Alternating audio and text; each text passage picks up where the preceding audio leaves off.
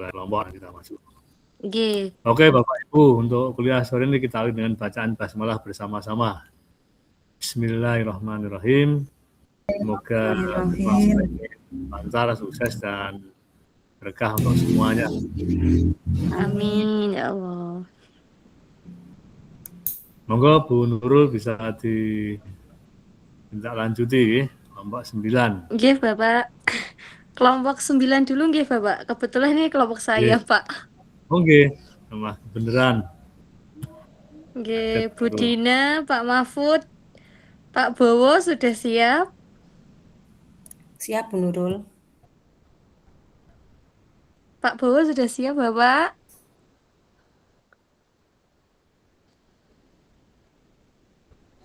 Apakah sudah terlihat, Bapak Ibu? Sampun. Baik. Assalamualaikum warahmatullahi wabarakatuh. Teman-teman dari kelas 1C. Nggih. Selamat sore Bapak dan teman-teman kelas 1C. Kami dari kelompok 9 akan sedikit memaparkan tentang anti narkoba yang berhubungan dengan ke-PGRI-an. Saya selaku moderator insya Allah nanti akan mendampingi kelompok 9. Baik, ada 4 anggota dari kelompok 9. Yang pertama saya sendiri, Nurulita Anissa Amalia, NPM 0005. Yang kedua ada Bapak Mahfud Rois, NPM 068. Yang ketiga ada Bapak Wibowo, NPM 075. Dan yang terakhir ada Budina dengan NPM 081. Selanjutnya akan disampaikan oleh Pak Wibowo. Monggo Pak Wibowo.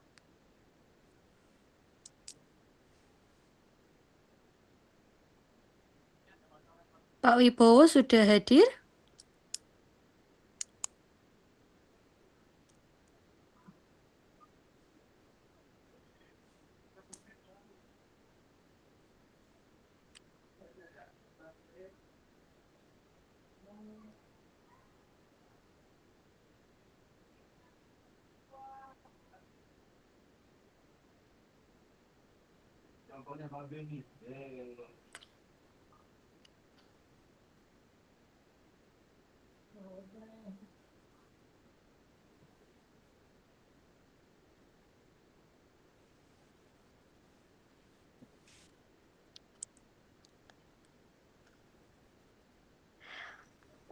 Monggo Pak Bowo sepertinya belum hadir nggih? Oh, ini sampun, Bisa. Bu, sampun, Oh, Bu. sampun. Oh, nggih. Sampun, Silakan sampun. Pak Bowo. Bisa Oh, terlihat atau saya sampun, besarkan sampun, lagi? sampun. Latar belakang. Yang pertama, penyalahgunaan narkoba di kalangan remaja terus menjadi isu serius di Indonesia, terutama di lingkungan sekolah. Yang kedua, berdasarkan studi literatur terkini, remaja sangat rentan terhadap narkoba karena fase pencarian identitas dan pengaruh teman sebaya. Yang ketiga, guru bukan hanya pengajar, tapi juga figur pendamping psikososial dan pencegah awal atau early intervention, atau terutama oleh guru BK atau wali kelas. Slide selanjutnya, Ibu. Sahabat Bu, yang ketiga ya, rumusan masalah. Yang pertama, bagaimana pendapat ahli kontemporer tentang bahaya narkoba di kalangan remaja. Yang kedua, apa relevansi nilai-nilai ke-PGRI-an atau profesionalisme. Yang kedua, keteladanan. Yang ketiga, pengabdian dalam gerakan anti narkoba. Yang ketiga, bagaimana peran guru atau anggota PGRI dalam strategi mencegah narkoba menurut penelitian modern. Yang terakhir, yang keempat, strategi apa yang bisa diterapkan PGRI untuk memperkuat pendidikan anti narkoba di sekolah berdasarkan temuan ahli. Selanjutnya, tujuan. Yang pertama, menganalisis pendapat ahli modern terkait penyalahgunaan narkoba remaja. Yang kedua, mengaitkan nilai-nilai ke-PGRI-an dengan pencegahan narkoba. Yang ketiga, mengidentifikasi peran guru berdasarkan kajian akademik terkini. Yang terakhir, menyusun rekomendasi berbasis bukti untuk PGRI dalam pencegahan narkoba di sekolah. Selanjutnya, ampun Ibu. Baik, terima kasih Pak Bowo. Cukup Oke, ya. Oke, silahkan Pak Mahfud, boleh dilanjutkan. Baik, Bapak Ibu. Suara saya jelas? Jelas Bapak? Jelas, Pak. Jelas Pak. Oke, yang selanjutnya saya coba untuk membacakan yang untuk slide selanjutnya, yaitu tentang bahaya narkoba menurut para ahli. Yang pertama, dari Andini Zahara Simanjuntak dan Usiono, faktor psikologis seperti impulsivitas, pencarian identitas, dan sosial, tekanan teman sebaya, kurangnya pemahaman bahaya, masih dominan sebagai penyebab remaja menggunakan narkoba. Kemudian yang kedua, pendapat dari Saryaman Glutom, Maria Sonanggok Purba, dan Binsar Siringo-Ringo. Guru BK, pembimbingan dan penyuluhan memiliki peran signifikan dalam mendeteksi tanda-tanda awal penyalahgunaan dan membuat program pencegahan bersama siswa dan orang tua. Kolaborasi antara guru BK, orang tua, dan rohaniawan atau pemuka agama dapat memperkuat usaha pencegahan narkoba. Yang selanjutnya dari Sigit Pranawa, Rahersli Humsona, dan Sri Yuliani, dalam penelitiannya dijelaskan bahwa penelitian yang berjudul meningkatkan pengetahuan remaja tentang bahaya narkoba dengan peer education strategy. Strategi pendidikan sebaya atau peer education dinilai sangat efektif untuk meningkatkan literasi narkoba di kalangan remaja. Selanjutnya, yang selanjutnya Saryaman Glutom dan kawan-kawan, guru BK atau bimbingan dan penyuluhan memiliki peran signifikan dalam mendeteksi tanda-tanda awal penyalahgunaan dan membuat program pencegahan bersama siswa dan orang tua. Kolaborasi antara guru BK, orang tua, dan rohaniawan dapat memperkuat usaha pencegahan narkoba. Yang selanjutnya dari Andini Zahara, Simanjuntak, dan Usiono, ini sama sebenarnya ya.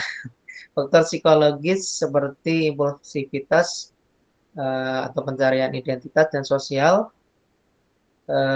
dan kurangnya pemahaman bahaya tentang pemakaian narkoba itu masih dominan yang menjadi penyebab remaja menggunakan narkoba. Selanjutnya, Bu Nurul. Baik, terima kasih Pak Mahfud. Saya lanjutkan, nggih. Selanjutnya adalah nilai ke-PGRI-an yang relevan dengan pencegahan narkoba. Yang pertama ada profesionalisme. Contohnya adalah guru memberi materi tentang bahaya narkoba dengan sistematis dan terstruktur. Yang kedua ada keteladanan. Contohnya seperti guru tidak merokok, tidak juga menggunakan narkoba sebagai contoh yang baik atau role model yang baik untuk siswanya. Kemudian ada pengabdian kepada generasi muda. Contohnya adalah guru memberikan waktu tambahan untuk siswa yang kesulitan memahami materi tentang bahaya narkoba dan sebagainya. Selanjutnya ada kolaborasi. Contohnya adalah guru bekerja sama dengan orang tua dan masyarakat untuk mengadakan kegiatan anti narkoba di sekolah. Untuk materi selanjutnya adalah peran guru atau anggota PGRI berdasarkan temuan ahli. Yang pertama, pendidik memberi informasi. Guru memberikan materi tentang bahaya narkoba di kelas, serta memberi informasi tentang cara menolak tawaran narkoba. Selanjutnya, penghubung interferensi dini. Guru menghubungkan siswa dengan konselor atau ahli kesehatan untuk mendapatkan informasi tentang bahaya narkoba. Selanjutnya, fasilitator pendidikan sebaya. Guru melatih siswa untuk menjadi peer education atau peer educator yang memberikan presentasi tentang bahaya narkoba di kelas. Selanjutnya adalah advokator kebijakan sekolah. Guru mengusulkan kebijakan sekolah tentang larangan narkoba dan memberikan sanksi bagi yang melanggar.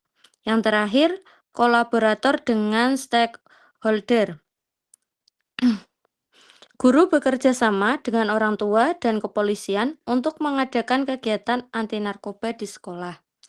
Selanjutnya akan disampaikan oleh Bu Dina. Silahkan Bu Dina.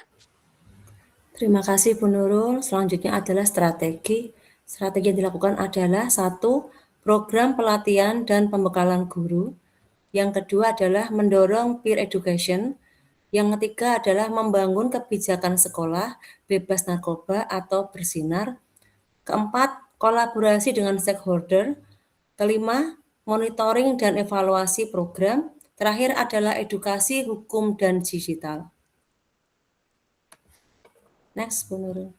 Kesimpulannya adalah faktor psikologis, sosial, dan edukatif masih dominan dalam penyalahgunaan narkoba di kalangan remaja.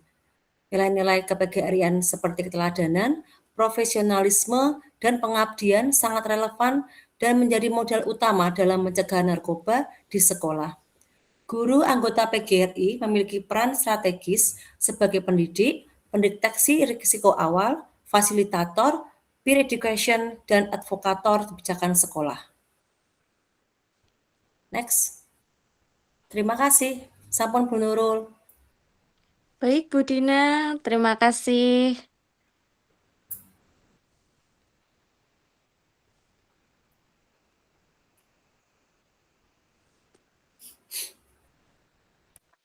Baik Bapak Ibu, itu tadi pemaparan dari kelompok 9 tentang anti narkoba. Apabila ada yang ingin bertanya, boleh raise hand. Yang pertama tadi siapa nggih Bu Dina? Pak Yudi atau Bu Anissa dulu? Bu Anissa dulu, Bu. dulu. Oh, Bu Anissa nggih. dulu. Monggo Bu Pak Anissa. Yudi, Bu Ika. Pak Yudi dulu. Pak Yudi dulu, Bu. Pak Yudi Oh, dulu. nggih, nggih. Pak Yudi monggo. Baik, terima kasih untuk kesempatannya Bu Nurulita. Terkait dengan presentasi ya, kelompok berapa ini Bu? 11. 9 Bapak. 9 Pak Oh, Yudi. 9 ya. 11. Oke. Terkait dengan presentasi kelompok 9 tadi dengan tema narkoba ya.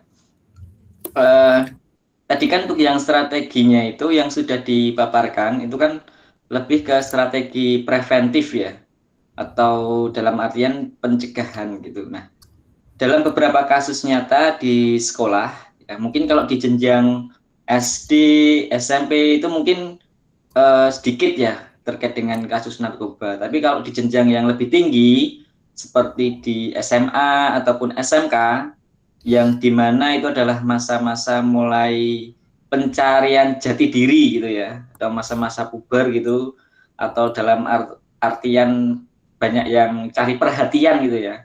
Nah itu sangat sangat rentan terkait dengan narkoba. Nah ada kasus siswa itu menggunakan narkoba ya, pengguna ya, statusnya itu pengguna, bukan pengedar tapi pengguna. Nah ini di jenjang tingkat sekolah menengah ya, di jenjang tingkat sekolah menengah dia pengguna. Lalu dari pihak sekolah itu berencana mengeluarkan siswanya gitu, karena sudah masuk ke ranah hukum juga gitu ya, sudah dari kepolisian dan sebagainya. Tetapi ada dilema dari sisi pihak dinas ya. Dinas menyatakan bahwa siswa yang menggunakan narkoba atau ketahuan gitu ya, itu tidak boleh dikeluarkan oleh sekolah, tidak boleh gitu. Nah, yang saya tanyakan di mana ini peran solusinya itu bagaimana kira-kira gitu. Terus yang kedua, peran dari PGRI terhadap hal seperti ini itu bagaimana, terhadap hal yang korektif ya nih, atau istilahnya sudah mengobati nih, harusnya mengobati, bukan pencegahan lagi seperti itu. Jadi peran PGRI-nya di mana, terus solusi kira-kira pandangan dari kelompok 9 itu solusinya terhadap permasalahan tadi itu seperti apa solusinya? Mungkin bisa dijelaskan secara detail gitu. Terima kasih. Baik, Pak Yudi, coba saya ulangi pertanyaannya, nggih. Jadi yang ditanyakan adalah ada sebuah kasus seorang siswa SMP menjadi pengguna narkoba. Terus yang ditanyakan adalah peran atau solusi dari anak SMP tersebut ya, karena dari sekolah sudah mengeluarkan, tapi dari dinas tidak boleh dikeluarkan. Seperti itu nggih, Bapak. Dan peran PGRI. Ya, solusi terkait dengan sekolahnya itu kebingungan gitu loh. Ini jenjangnya bukan Nggih, SMP, Bu, Bapak. tapi jenjang menengah atas ya. Gitu. Jadi Oh, sekolah itu nggih. kebingungan. Ya, SMA nggih, Pak. nggih, gitu. Nggih, terima kasih Pak Yudi. Monggo Bu Anissa. Nggih, Bu Nurul, terima kasih atas kesempatannya kelompok 9 nggih. Tadi kalau Pak Yudi tentang SMK nggih Bu, yang ini saya tanyakan adalah bagaimana penyuluhan bagi siswa SD karena pemahaman tentang narkoba kan menurutnya masih awam bagi anak SD. Itu penyuluhan yang tepat itu bagaimana? Dan yang pertanyaan kedua itu apakah guru itu dapat dibekali dengan kompetensi untuk mengenali siswa tersebut menggunakan narkoba atau tidak, terutama dari PGRI. Ngoten Bu, terima kasih. Baik Bu Anissa, saya coba ulangi nggih. Bagaimana penyuluhan untuk siswa SD? Yang kedua adalah apakah guru dibekali kompetensi oleh PGRI tentang ciri-ciri anak pengguna nggih. Nggih, ngoten Nggih. nggih. Nggih, terima kasih Bu Anissa. Selanjutnya Bu Ika nggih, terakhir nggih. Monggo Bu Ika. Ya, terima kasih Bu Nurulita. Jadi di paparan disebutkan bahwa adanya kerjasama dengan pihak luar untuk penanganan narkoba ini. Apakah ada dinas atau instansi khusus yang ditunjuk dari organisasi PGRI ini untuk mengatasi hal tersebut, Ibu?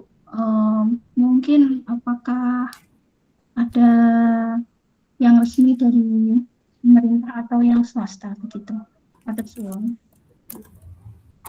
Baik, terima kasih Bu Ika. Kita tampung dulu pertanyaannya, nggih. Saya ulangi tadi pertanyaannya, apakah ada instansi dari dinas yang ditunjuk untuk apa tadi Bu? Untuk sosialisasinya, nggih. Untuk sosialisasi mungkin juga untuk penanganan atau mungkin untuk yang kuratifnya Pak Yudi tadi. Kalau misalnya sudah terjadi ada seperti itu, apakah ada dinas sosialkah atau manakah begitu Bu Nurulita? Terima kasih Bu Ika. 3 pertanyaan dulu nggih Pak Marianto. Ibu, saged monggo.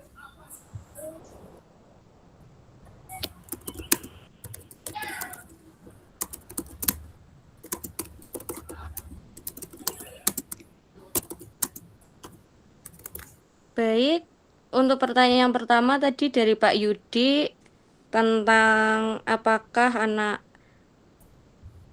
SMA yang terkena narkoba itu boleh dikeluarkan dari sekolah sedangkan dinas tidak boleh mengeluarkan. Mungkin dari kelompok saya ada yang ingin menjawab dahulu, terutama yang guru sudah lama dan anggota PGRI juga. Pak Bowo mungkin mau membantu menjawab. Oh iya Bu Nurul, terima kasih atas laporannya. Oke, Bapak. Pak Yudi mau izin menjawab, Pak Yudi. Itu bagaimana peran PGRI Pak Yudi ya. Yang kedua solusinya apa ya? Kok sekolah tidak mengeluarkan atau dinas tidak boleh. Sekarang ada aturannya Pak Yudi. Kalau mengeluarkan tuh harus ada tanda buktinya. Bukan sembarangan keluar masuk, bukan. Kalau di negeri swasta ya sama. Rantau saya dulu ya sama. Jadi kepala sekolah ya itu harus ada bukti otentik, ada surat tertulisnya. Tidak boleh kalau melanggar diberi sanksi jangan langsung dikeluarkan dulu.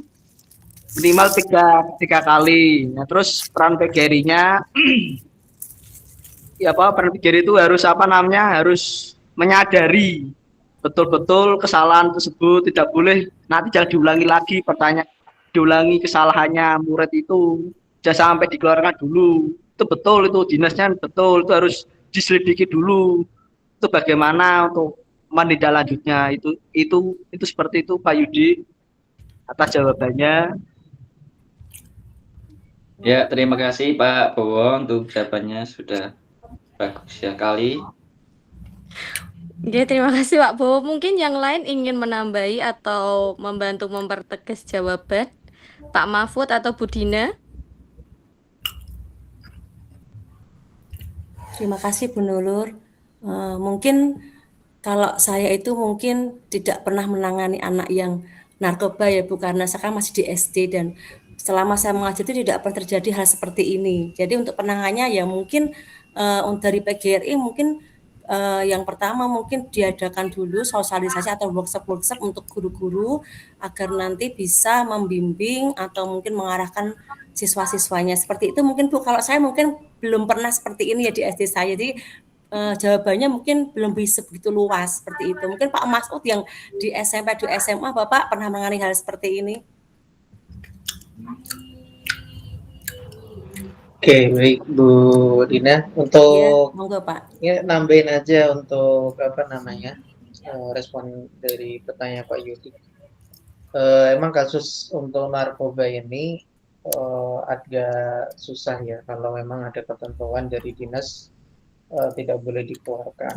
Tapi kalau sepengetahuan saya kalau di apa swasta ya, saya yang ngajarnya di swasta SMP SMA, kalaupun ada kasus pelanggaran yang berat, narkoba ini kan berat ya, ini pasti udah dikeluarin gitu kan, karena memang dari awal MOU-nya atau kerjasama antara orang tua dengan sekolah sudah jelas, jika ada pelanggaran yang berat ya dikeluarin gitu. Dinas pun juga nggak bisa intervensi secara strict gitu. Walaupun mungkin ada ketentuan khusus, tapi kalau di sekolah swasta sepengetahuan saya seperti itu. Kurang tahu kalau di negeri seperti apa.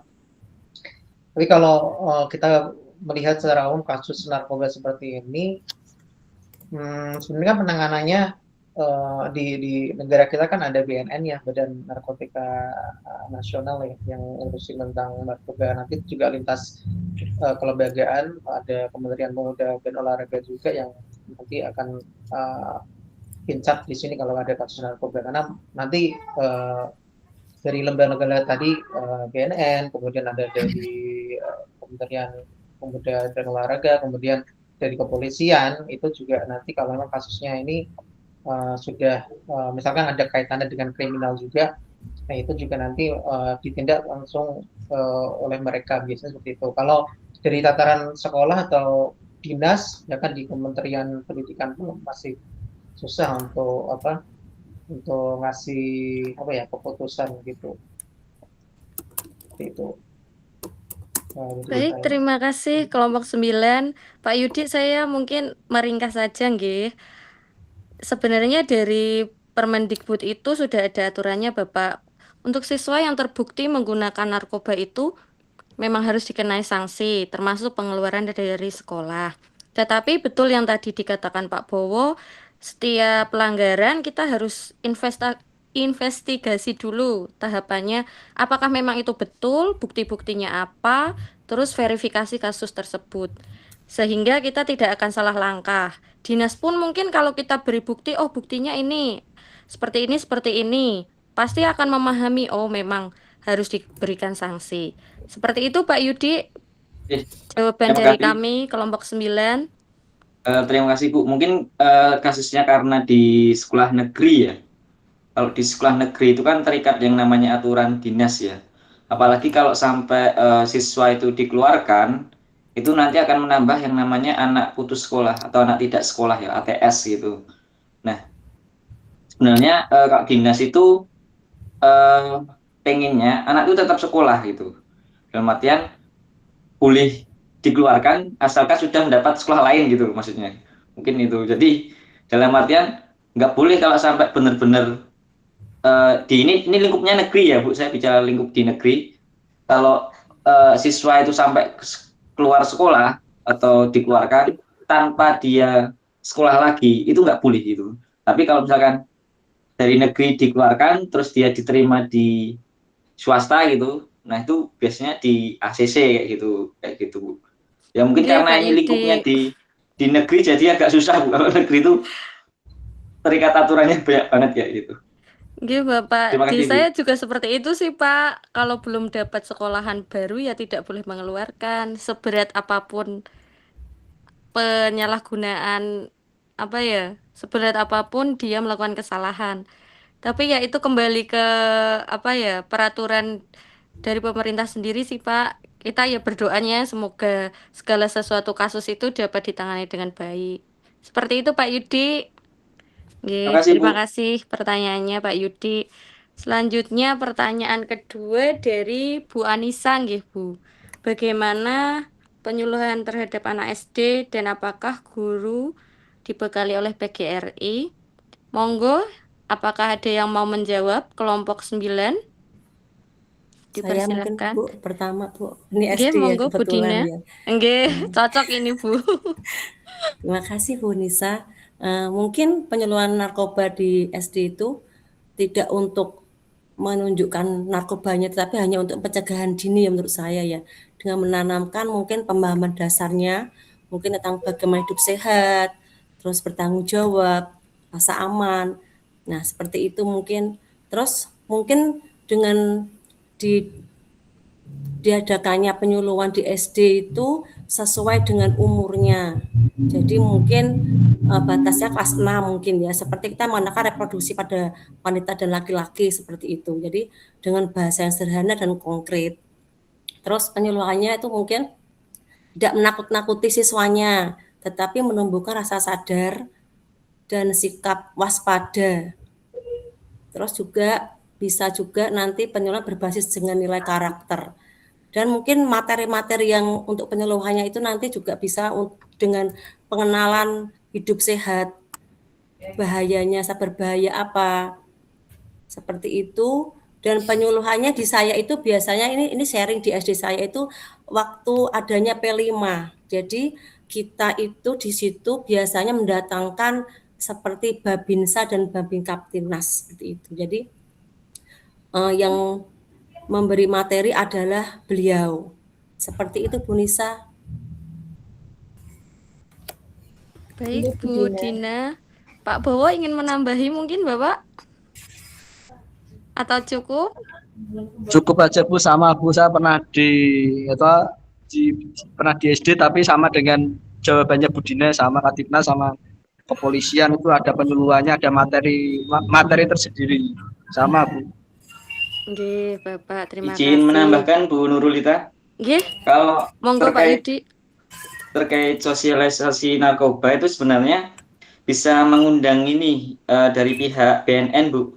Jadi BNN tiap kota kabupaten itu kan ada, dan mereka itu malah senang itu karena itu termasuk dalam program dari pihak BNN-nya gitu. Itu mereka senang kalau seperti itu. Jadi nggak usah khawatir nanti misalkan wah biayanya piro yo nyangoni pembicara gitu, malah enggak mereka malah senang gitu karena itu termasuk dalam programnya pihak BNN kabupaten kota kayak gitu. Dan itu pernah diterapkan sering tiap tahun pasti di sekolah saya tuh pasti ada kayak gitu. Tuh, terima kasih Bu. Iya Pak Yudi, terima kasih Pak masukannya Pak. Ini kalau saya masih di tahap Babin Kamtinas dan Babinsa saja Bapak. Jadi belum sampai ke BN. Mungkin nanti saya usulan kepala sekolah ya Pak kalau seperti ini. Terima kasih Pak Yudi, Bu Terima kasih Dina. Bapak. Pak Mahfud mungkin mau menambahi atau cukup? Nggih, siap. Selanjutnya pertanyaan ketiga nggih dari Bu Ika. Apakah ada yang di organisasi yang ditunjuk untuk sosialisasi tentang narkoba? Monggo ada yang ingin menjawab? Pak Bowo, Bu Dina, Pak Mahfud? Organisasi yang ditunjuk mungkin dari BNN tadi ya. Oh ya, monggo Pak Masud.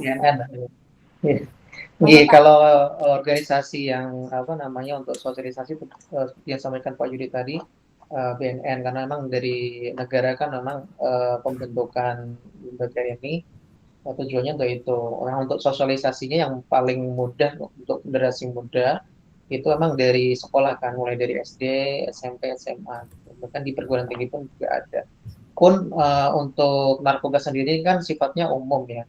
Nah, jadi enggak hanya melalui lembaga formal juga kan, ini untuk seluruh masyarakat yang makanya lembaga yang paling berwenang untuk apa namanya sosialisasi itu sebenarnya ada di BNN. Cuma kerjasamanya itu tadi bisa dari sekolah-sekolah atau lembaga apa namanya non formal yang lain, LSM dan lain-lain itu juga bisa seperti itu. Nah, kalau pertanyaannya dari PGRI sendiri ada apa enggak? Mungkin nanti Pak Marianto bisa menjelaskan lebih apa namanya jelas seperti itu. Itu aja. Baik Bapak Pak Mahfud, itu jawabannya. Bu Ika, mungkin saya izin menambahi. Tadi kan sudah disebutkan ada BNN, organisasinya dari dinas juga bisa. Selanjutnya ada kepolisian. Dari organisasi seperti Pramuka itu juga bisa, Ibu. Biasanya Pramuka sering dilibatkan dalam sosialisasi pencegahan narkoba. Seperti itu, Ibu. Apakah sudah terpuaskan, Bu Ika?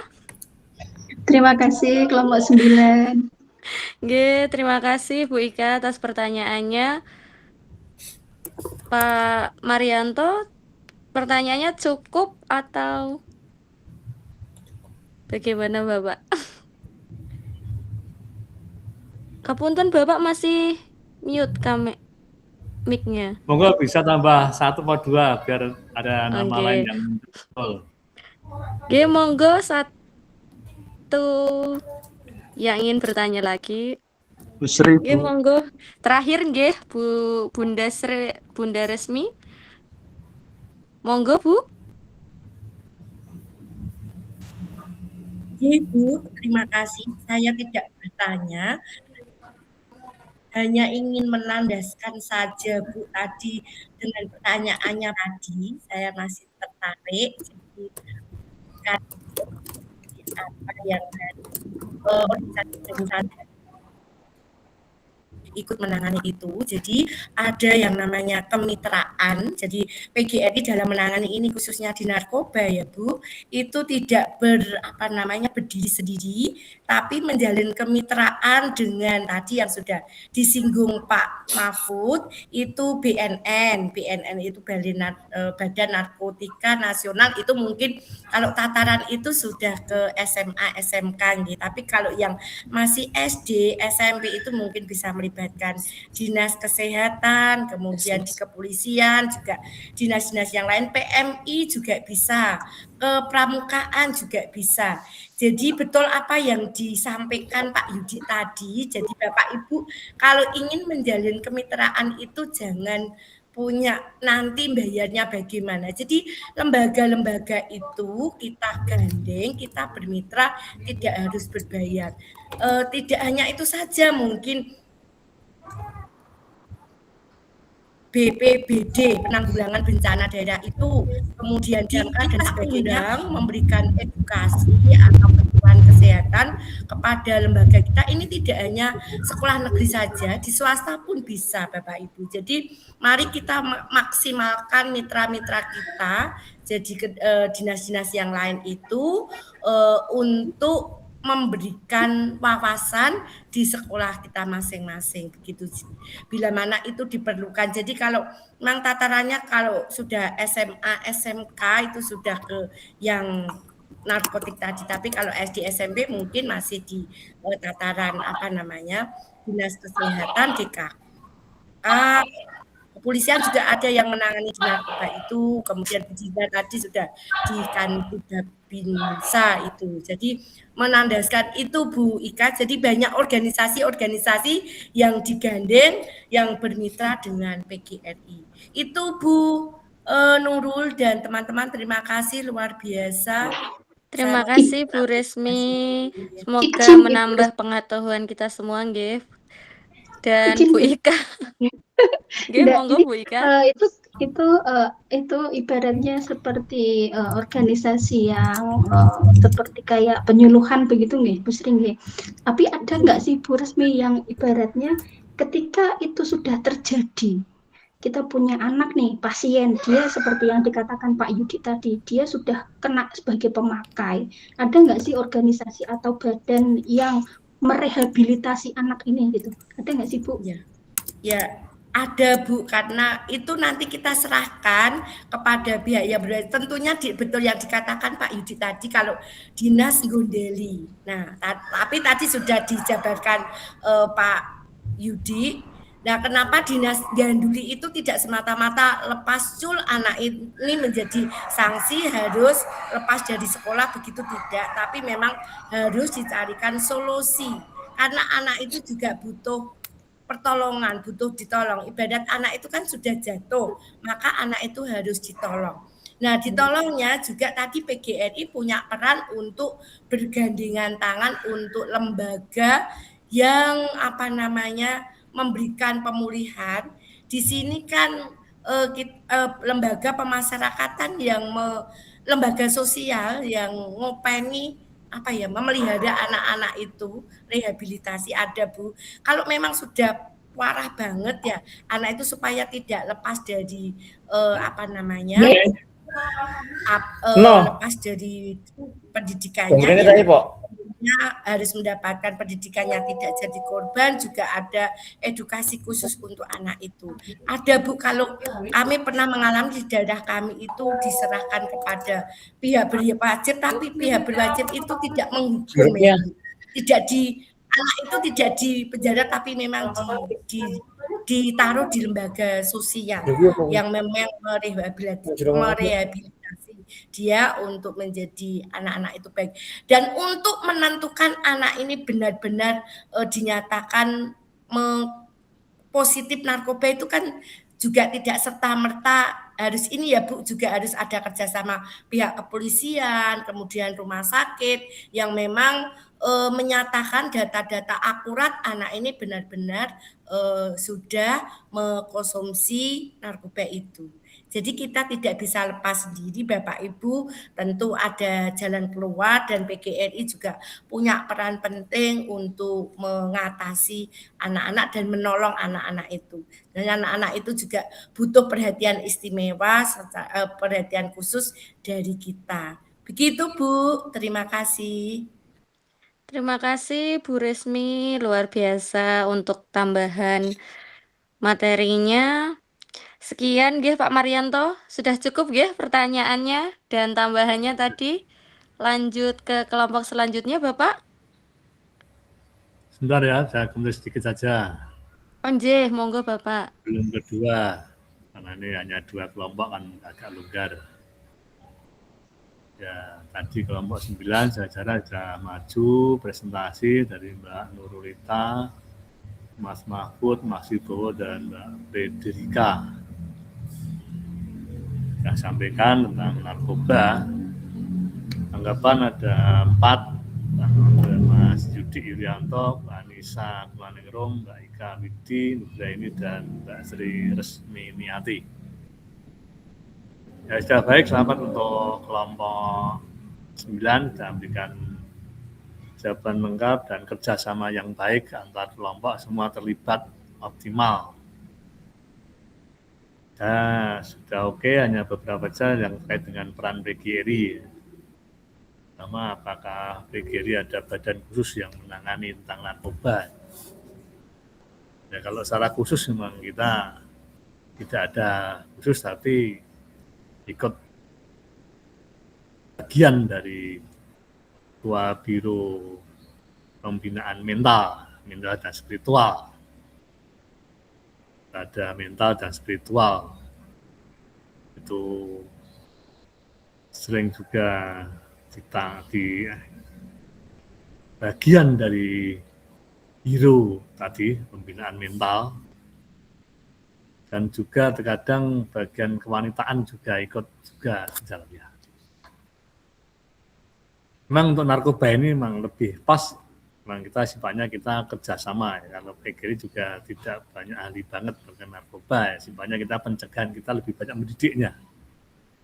Mencegah, mendidik dengan edukasi, kita mengedukasi pada anggota PGRI, terutama anggota PGRI pada pengurus-pengurus itu tentang pentingnya untuk menjauhi atau mencegah narkoba.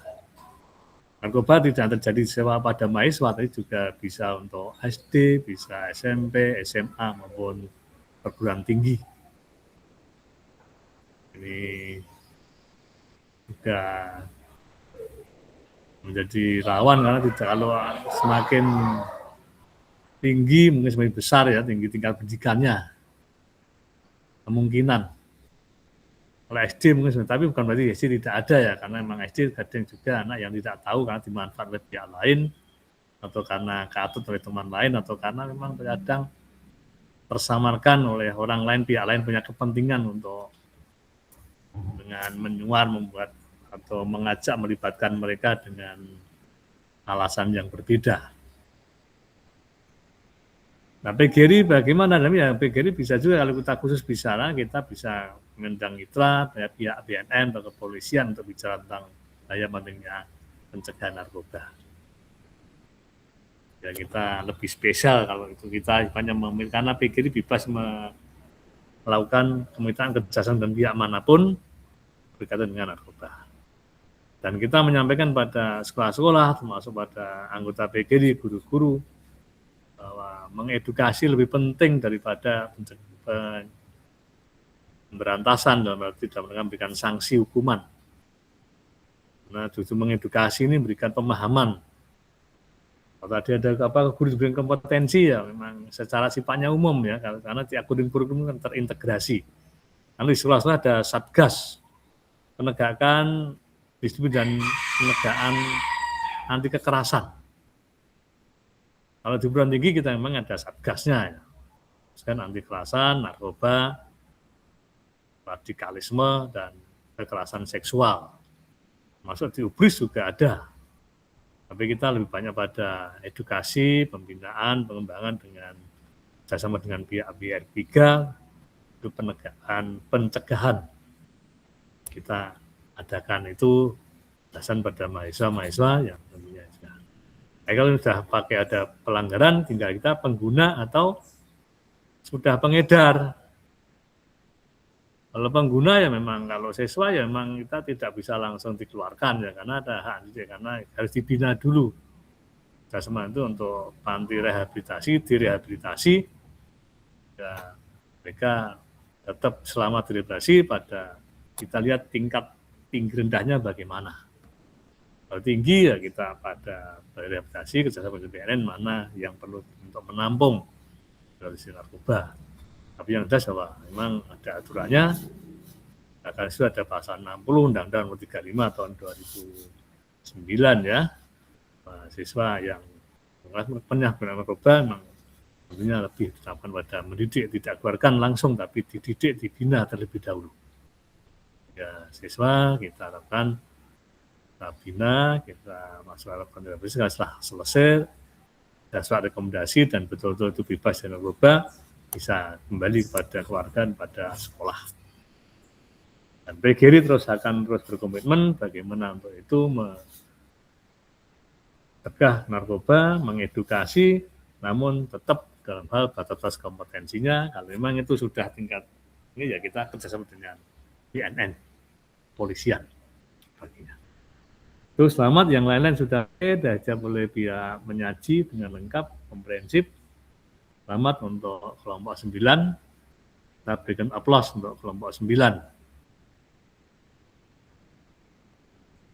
Monggo bisa lanjut Bu. Terima kasih Bapak. Berikutnya kelompok terakhir nggih Bapak. Kelompok 10. Monggo, apakah sudah siap? Insya Allah sudah siap Bu. Sekedar mohon izin share screen.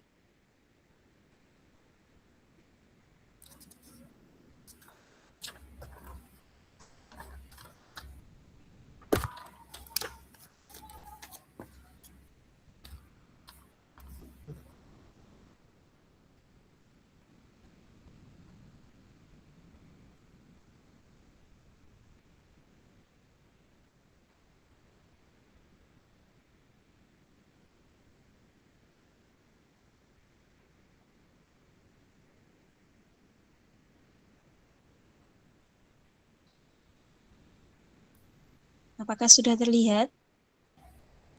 Belum, Bu Ufi.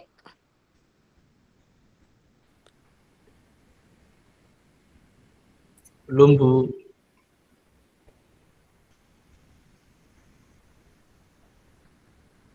Masih belum, J? Belum, Bu Ufi. Belum, Bu.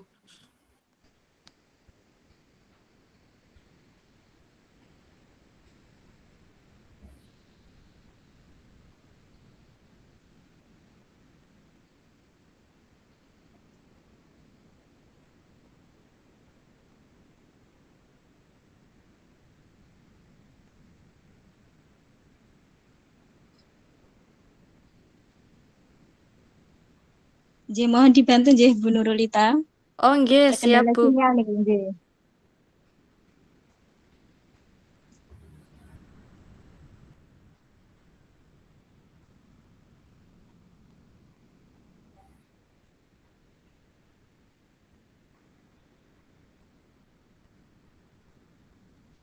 Sebentar, Bu. J, Bu, enggak apa-apa.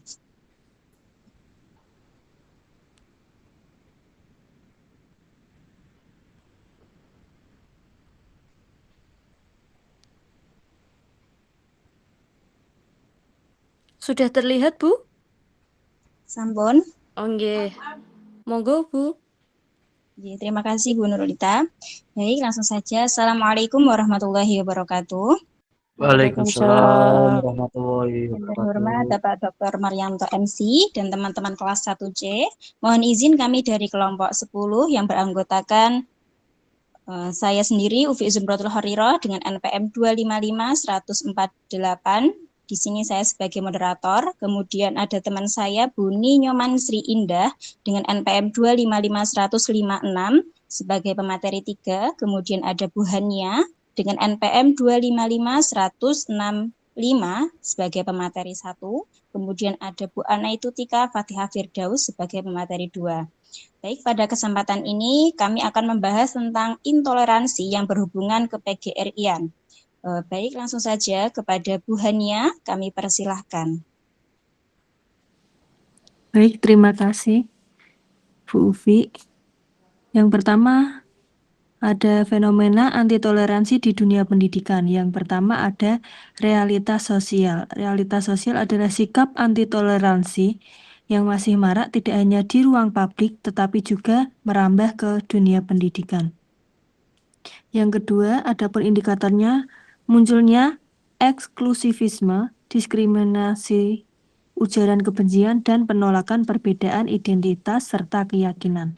Yang ketiga, kondisi memprihatinkannya, lembaga pendidikan seharusnya menjadi ruang aman dan inklusif bagi semua peserta didik. Adapun rumusan masalah dan tujuannya, rumusan masalahnya yang pertama adalah apakah pengertian anti toleransi, yang kedua bagaimana anti toleransi dalam dunia pendidikan, yang ketiga bagaimana peran guru dalam menanamkan toleransi, dan yang keempat adalah bagaimana peran PGRI dalam konteks anti toleransi. Adapun tujuannya, yang pertama menjelaskan anti toleransi, yang kedua menganalisis fenomena anti toleransi di pendidikan, yang ketiga mengkaji peran guru dalam menanamkan toleransi, dan yang keempat mendeskripsikan peran PGRI dalam mencegah anti toleransi. Adapun pengertian toleransi dan intoleransi.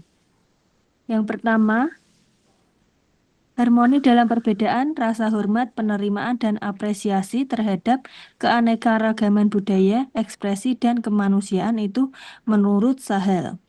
Dan yang kedua adalah intoleransi itu, sikap tidak mau menerima perbedaan terutama terkait kepercayaan atau praktik agama lain, dan muncul rasisme, seksisme, diskriminasi, dan agama.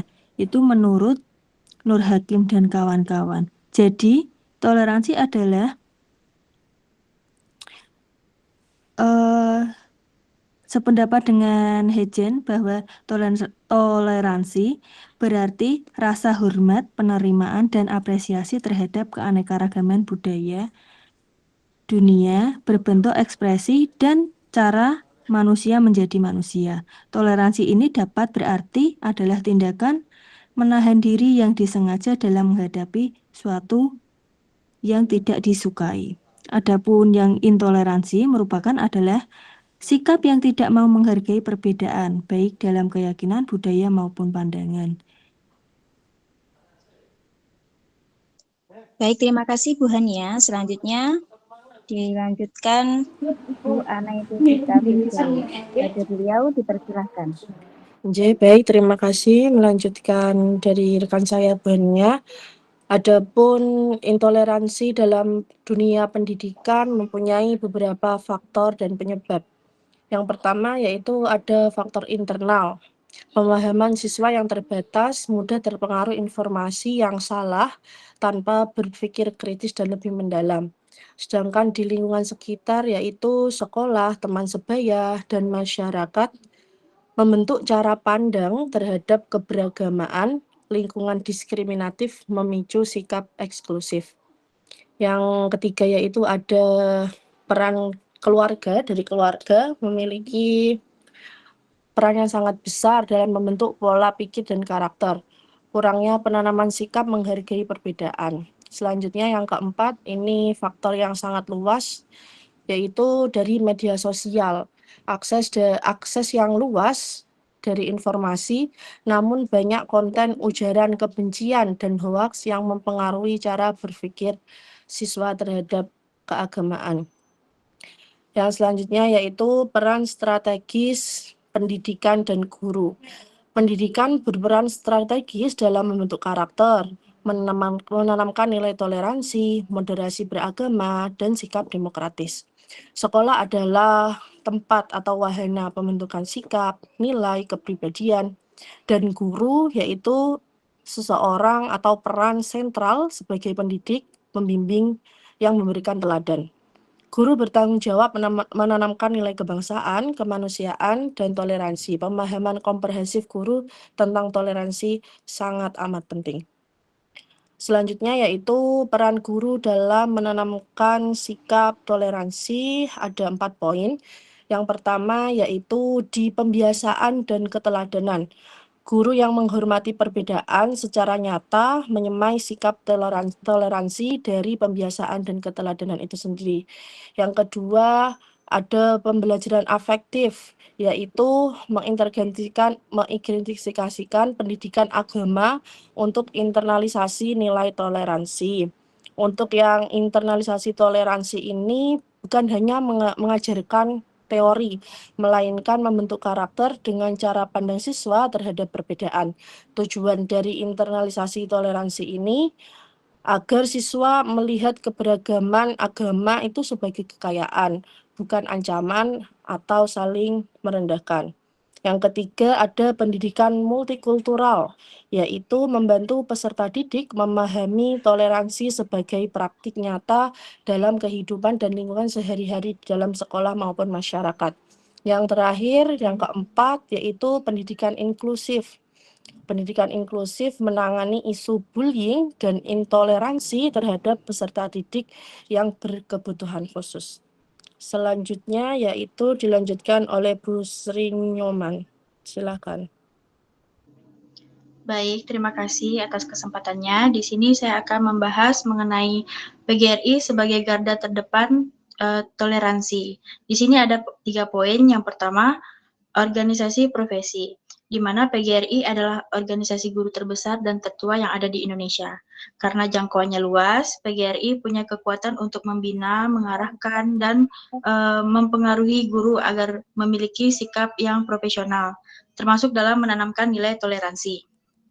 Kemudian, yang kedua ada agen moral dan sosial, di mana guru bukan sekedar pendidik akademik, tetapi juga pendidik moral dan pembentukan karakter bangsa. Jadi PGRI membantu menjaga komitmen guru agar tetap menjunjung persatuan, kebinekaan, dan nilai kemanusiaan. Kemudian yang ketiga ada mencegah intoleransi. Jadi melalui program pelatihan, pembinaan, seminar, dan gerakan sosial pendidikan, PGRI berada di garis depan untuk mencegah tumbuhnya paham intoleransi, menguatkan pendidikan karakter, serta menumbuhkan budaya toleransi yang ada di sekolah. Jadi PGRI itu adalah pelindung guru sekaligus penggerak toleransi nasional. Lanjut lagi ke slide berikutnya. Di sini membahas peran PGRI dalam konteks intoleransi. Jadi di sini akan membahas apa yang dilakukan PGRI dalam menghadapi intoleransi. Di sini ada 4 poin. Yang pertama, penguatan profesionalisme guru. PGRI berperan dalam meningkatkan kompetensi guru agar mampu mengintegrasikan nilai toleransi, moderasi, dan kebinekaan dalam proses pembelajaran. Kemudian yang kedua ada pembinaan ideologi kebangsaan, di mana PGRI menjadi garda terdepan dalam menanamkan nilai Pancasila, Bhinneka Tunggal Ika, dan semangat persatuan di kalangan guru dan peserta didik. Kemudian yang ketiga ada advokasi pendidikan berbasis inklusivitas. Jadi PGRI mendorong terciptanya lingkungan sekolah yang inklusif, aman, dan bebas diskriminasi, serta menolak segala bentuk paham anti toleransi. Kemudian yang terakhir ada keteladanan guru sebagai agen toleransi, di mana guru yang bergabung dalam PGRI diharapkan menjadi teladan dalam sikap saling menghargai, mau diajak berdialog, serta kerjasama lintas perbedaan. Selanjutnya,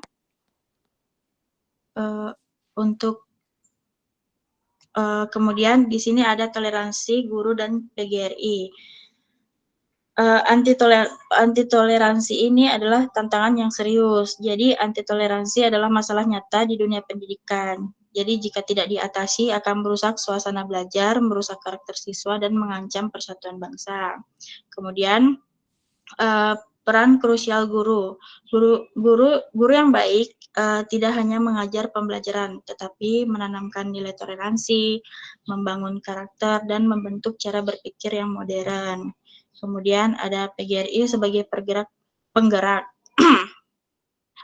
PGRI memperkuat guru melalui adanya pembinaan, advokasi, pelatihan, serta kebijakan organisasi, agar guru mampu menjadi agen perubahan sosial dan budaya toleransi di sekolah. Jadi kesimpulannya, anti toleransi itu merupakan tantangan, kemudian guru itu adalah kunci, dan PGRI itu adalah penggerak utamanya. Itu saja yang bisa saya sampaikan, kurang dan lebihnya saya kembalikan ke moderator. Baik, terima kasih Bu Indah. Baik teman-teman, demikian pemaparan materi dari kelompok kami. Mungkin ada pertanyaan atau ada yang mau menanggapi. Silahkan.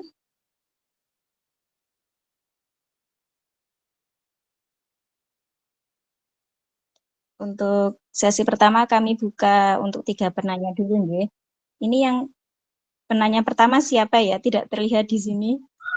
Saya, Bu. Saya, Bu. Ayo, siapa dulu, Bu? Saya dulu, Bu, tadi. Ya, Pak Bowo dulu, Bu. Pak Bowo. Pak Bowo dulu aja, Bu. Sebentar aja. Oh, sebentar. Oke. Oke, silakan Pak Wibowo. Jadi Bu, makasih. Tadi sudah dijelaskan bagaimana hubungan peran guru yang terdepan dengan hubungan yang lain itu seperti apa, Bu. Dan apa, berikan contohnya itu aja. Terus yang kedua, dampak positif dan negatifnya itu apa, toleransi dengan keberagaman yang lainnya, itu aja, Bu. Terima kasih. Mohon maaf Pak, diulangi Pak, terlalu cepat Pak. Pelan-pelan Pak Bowo. Tadi bagaimana hubungan PGRI yang terdepan dengan hubungan yang apa sebagai penggerak tadi loh, hubungannya seperti apa dan apa, berikan contohnya.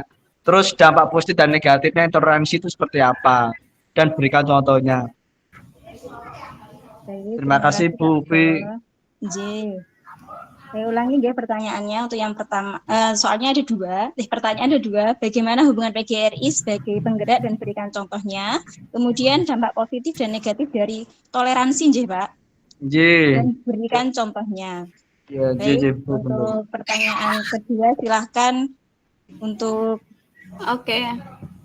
Bu Dina.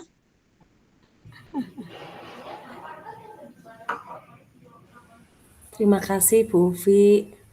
Yang ingin saya tanyakan untuk kelompok 10, Menurut kelompok 10, apakah implementasi pendidikan karakter ini, maksud saya apakah implementasi pendidikan karakter dan moderasi beragama itu telah berjalan optimal dalam menekan praktek intoleran di setiap sekolah, di SD, SMP, ataupun SMA. Seperti itu Bu pertanyaan saya. Terima kasih.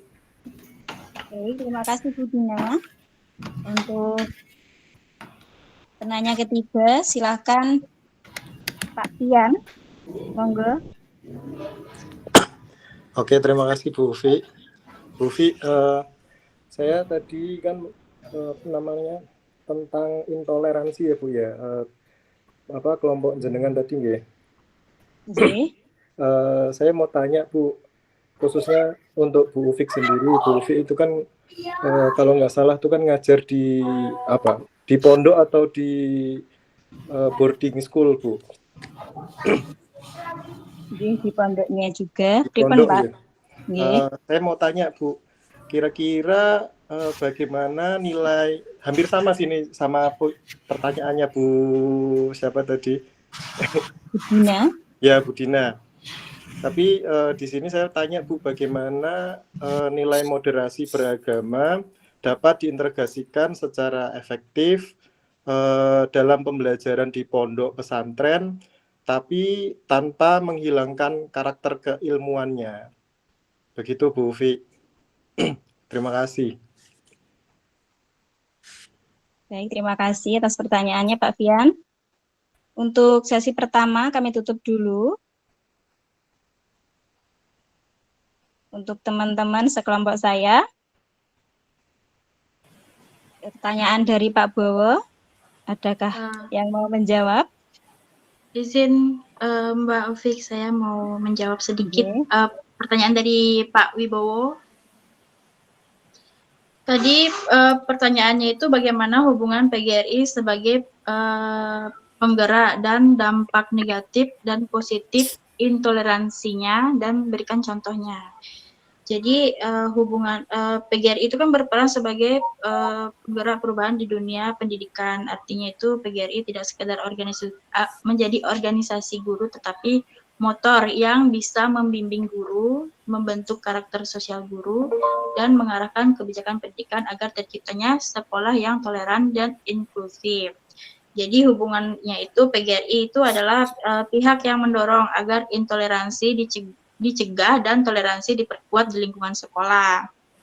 Kemudian untuk dampak negatifnya, yang pertama untuk dampak negatifnya itu kan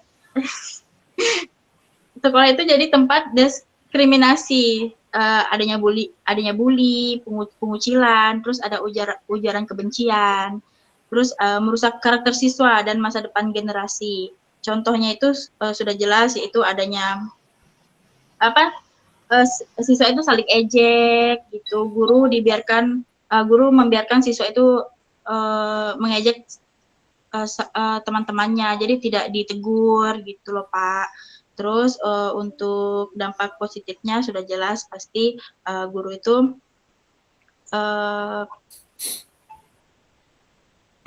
untuk dampak negatif untuk dampak positifnya itu guru diberikan pembinaan untuk menjadi guru yang profesional dan berpikir yang modern. Terus sekolah menjadi lingkungan yang ramah, aman dan inklusif. Gitu. Terus apa lagi ya? Itu aja Pak. Mungkin yang lain bisa menambahkan sedikit. Baik, izin menambahkan sedikit ya Bu. Untuk peran PGRI sebagai penggerak toleransi itu ada di beberapa penekanan, yaitu ada di menekankan sikap saling menghargai. Yang kedua ada di penggerakan pendidikan multikultural tadi. Terus yang ketiga teladan toleransi bagi guru dan siswa. Terus yang keempat mendorong dialog dan kerjasama. Yang terakhir tadi yang ada kaitannya dengan dampak negatif dan positif, yaitu penggerak untuk menolak diskriminasi dan perundungan antar agama di sekolah. Seperti itu Pak Wibowo, apakah bisa diterima? Ibu, terima kasih Bu Fatia sama Ibu Nyoman, terima kasih atas penjelasannya. Sama Bu Fik. Nuwun atas. Nggih, Pak Wibowo sami-sami. Baik, untuk pertanyaan dari Pak Fian, saya akan menjawab, J. Untuk langkah pertama ini kan moderasi beragama, ini sesuai dengan ajaran Islam, ini dengan konsep pasokiyah ya, ini kalau nggak salah di Quran surat Al-Baqarah, ayatnya saya lupa. Terus kemudian ada di tasamuh, ini tentang toleransi, kemudian ada kerjasama dan keadilan. Untuk di pondok pesantrennya sendiri, biasanya bisa diintegrasikan dengan kajian kitab kuning, biasanya tentang kajian kitab fikih, akhlak, usul fikih, seperti itu. Kemudian untuk selanjutnya bisa juga dengan keteladanan kiai dan ustadz ustazahnya sebagai role model dan kebiasaan budaya pesantren sehingga bisa membentuk nilai moderasi bagi para santrinya. Dan yang terakhir ini pengawasan tentang digital ya. Biasanya kan di pondok pesantren ada beberapa yang masih memperbolehkan membawa gadget. Tapi ada juga pondok pesantren yang benar-benar dilarang menggunakan gadget, seperti pondok pesantren saya juga dilarang keras menggunakan gadget karena memang kadang para santri itu masih belum belum bijak dalam menggunakan media sosial dan sebagainya. Nonton Pak Fian? Oh ya Bu Ufi, berarti memang nggak boleh pakai gadget sekalipun weekend gitu ya Bu Ufi kalau di sekolah jenengan gitu. J, tidak boleh Pak. Oh, berarti kalau berhubungan dengan orang tua gitu berarti dari ustazahnya berarti Bu. Oh J, kalau untuk biasanya mengabarkan orang tua biasanya dikasih waktu, oh iya tetap dikasih waktu untuk menggunakan gadget tapi hanya untuk mengabarkan ke orang tua, misal membutuhkan biasanya sambangan, sangu, uangnya habis kayak gitu. Sekedar itu saja. Oh iya, terima kasih Bu Ufi. Oke, sama-sama Pak Fian. Selanjutnya untuk pertanyaannya Bu Dina, mungkin dari sekelompok saya ada yang mau menjawab. Baik Bu Ufi, saya Monggo Bu Nia. Saya mau menjawab pertanyaan Bu Dina tadi, apakah implementasi pendidikan dan moderasi beragama sudah berjalan optimal dalam intoleran nggih Bu Dina? Nggih Bu Dina? Pertanyaannya itu? Nggih Bu. Yeah. Dalam menekan praktek intoleransi di sekolah-sekolah seperti itu. Jadi itu sebetulnya belum sepenuhnya optimal Bu, implementasi pendidikan dan moderasi beragam dalam mencegah serta mengatasi intoleransi itu sudah berjalan, tetapi hasilnya itu belum bisa konsisten. Jadi implementasi pendidikan dan moderasi beragama sudah berjalan, tetapi belum optimal dalam menekankan intoleransi. Jadi diperlukan untuk yang pertama itu adalah penguatan keteladanan guru dan tokoh masyarakat. Yang kedua, pembiasaan nilai toleransi dalam kehidupan sehari-hari. Dan yang ketiga adalah bisa berkolaborasi dengan sekolah, keluarga, organisasi profesi termasuk KPGRI-an dan masyarakat. Jadi dengan adanya upaya tersebut yang konsisten dan berkelanjutan itu, pendidikan dan moderasi beragama dapat menjadi kunci utama untuk mengurangi intoleransi. Begitu. Jadi kesimpulannya itu belum sepenuhnya optimal Bu Dina. Gimana Bu Dina? Mungkin yang lain? Bu Ania, sampun. Terima kasih. Ada yang mau menambahkan Bu Fatihah tadi? Iya Bu, menambahkan sedikit dari yang tadi implementasi tadi ya. Ini ada diintegrasi dalam kurikulum Bu. Ini di mana dan di pendidikan itu tidak hanya mengajarkan tentang ibadah-ibadah aja di agama itu, tapi juga ada di nilai-nilai kemanusiaan universal yang ada di ajaran agama. Ini bisa melalui dengan tadabbur ayat. Kalau di agama Islam dengan Al-Quran, kalau agama Nasrani dan lain dengan kitab suci masing-masing. Kalau ini ada contoh di Al-Quran itu tadabbur ayat, ini memang ayat ini menjelaskan tentang toleransi kepada sesama atau mengenalkan suku-suku bangsa dan tidak merendahkan agama lain, seperti di surat Al-Hujarat ayat 13, yaitu "Tsumma ja'alnakum syu'uban wa qabaila ya ayyuhan nasu" ila akhirih. Itu menerangkan tentang mengajarkan bahwa manusia diciptakan berbangsa, bersuku untuk saling mengenal, bukan untuk saling membanggakan atau merendahkan agama lain. Karena yang paling mulia di sisi Allah atau di sisi Tuhan itu orang yang bertakwa. Seperti itu. Jadi dalam implementasi itu bisa direalisasikan dalam integrasi kurikulum di tadabbur ayat itu sendiri. Seperti itu, Bu. Terima kasih.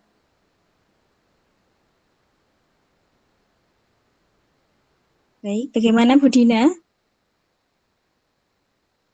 Nggih, Bu Ufi, sampun. Terima kasih jawabannya. Nggih. Mohon maaf Pak Marianto, ini sesi 2 dibuka untuk berapa penanya? Ini sepertinya yang tanya banyak sekali. Saya tambah 2 lagi. Baik, Pak. J. Yang duluan angkat tangan siapa, J? Kakak. Nggak kelihatan. Mungkin Bapak Marianto Mawon yang memilih, Pak. J, Pak. Kelompok 10 bingung itu karena terlalu banyak. Biar monggo berikan kewenangan kelompok 10 moderatornya. Oh, Pak Marselius Silakan, tanya, Bu. Pak Marselius itu ada. Pak Marselius itu loh, Bu. Pak Marselius.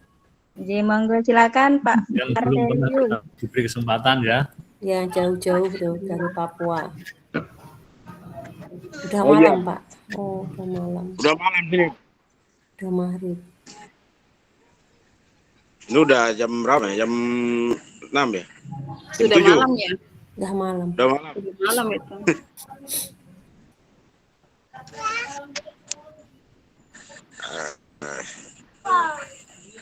Monggo, Pak Marselius. Oh iya, yang saya mau tanyakan yang terkait materi ini adalah apa ya, ini intoleransi dalam dunia pendidikan, faktor penyebab. Poin yang saya mau tanya adalah keluarga ini.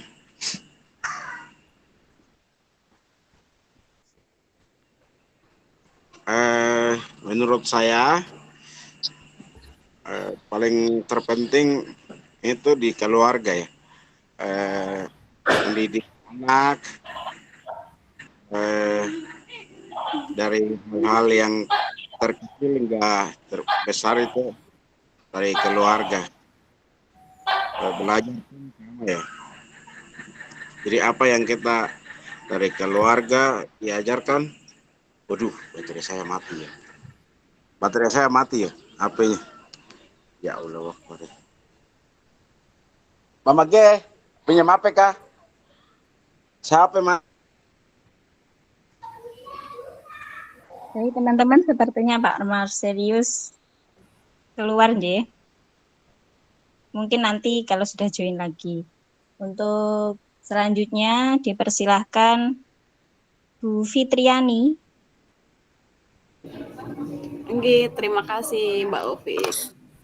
Tadi pada pemaparan dari kelompok panjenengan niku disebutkan pada rumusan ya, indikatornya itu tentang menganalisis. Nah, di sini yang saya tanyakan itu bagaimana sih peran seorang pemimpin khususnya atau top manager itu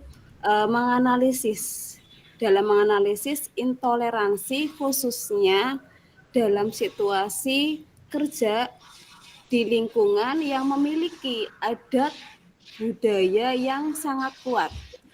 Itu. Gitu, Ibu.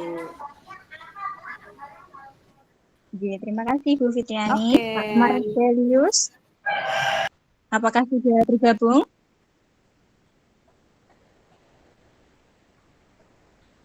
Belum, J. Berarti ini lanjut ke penanya berikutnya. Kepada Bu Nur Irma.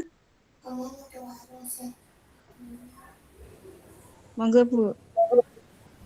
Terima kasih Bu Ufi.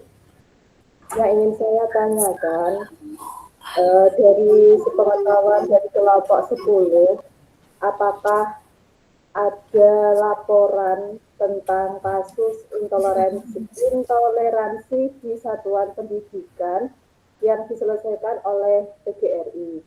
Dan kalau ada, bagaimanakah langkah konkret PGRI untuk menangani laporan intoleransi tersebut? Terima kasih. Baik, terima kasih Bu Nur Irma. Untuk pertanyaannya kami tampung dulu nih. Cukup untuk 2 dulu. Monggo teman-teman dari kelompok 10.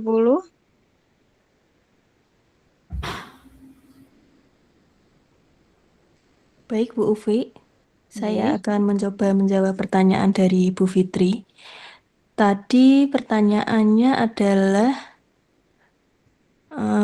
bagaimana peran seorang pemimpin dalam menganalisis intoleransi di situasi kerja yang memiliki adat budaya yang sangat kuat. Nggih, Bu Fitri.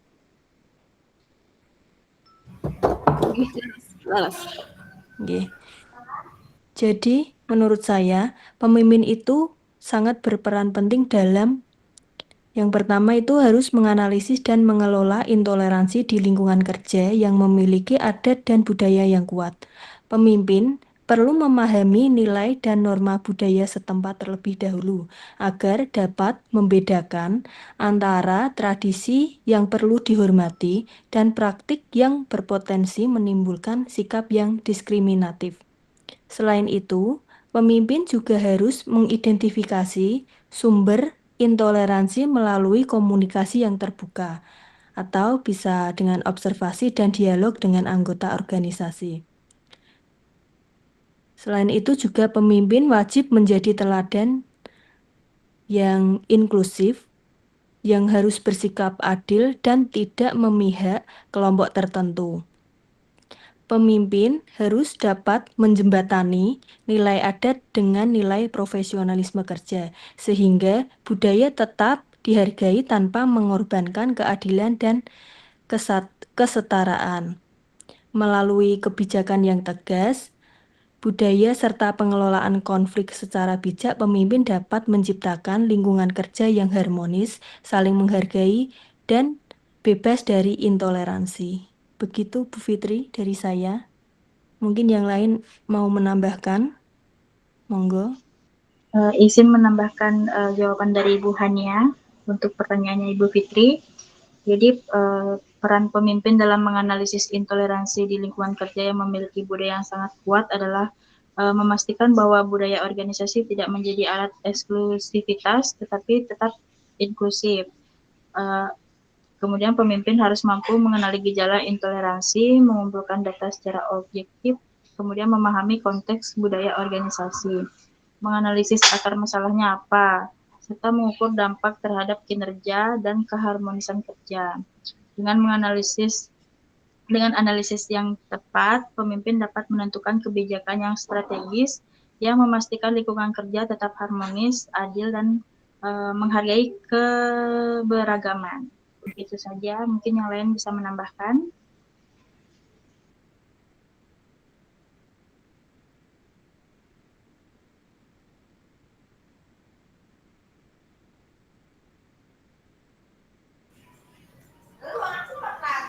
Oke. Oke, terima kasih Ibu Hania dan Mbak Nyoman, Mbak Hania dan Mbak Nyoman. Terima kasih pemaparannya tadi yang sudah dijelaskan. Sama-sama Bu Fitri. Oke. Baik, untuk selanjutnya pertanyaan dari Bu Nur Irma, apakah ada yang mau menjawab? Dari kelompok 10, monggo.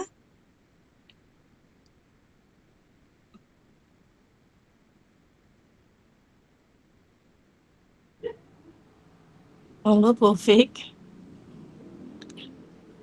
Monggo Bu Fatihah.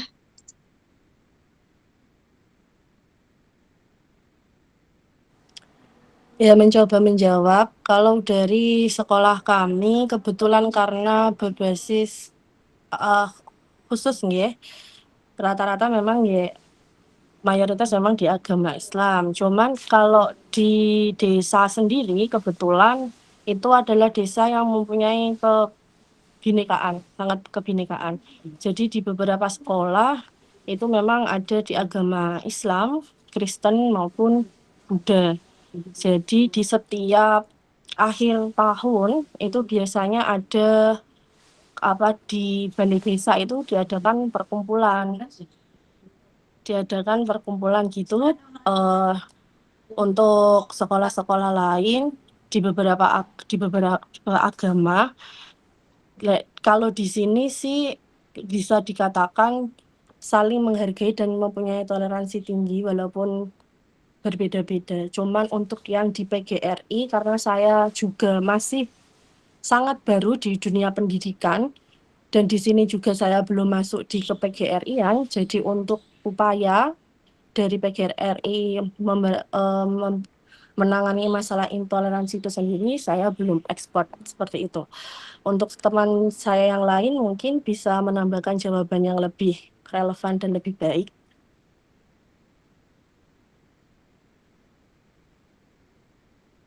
Mungkin Bu Ufik.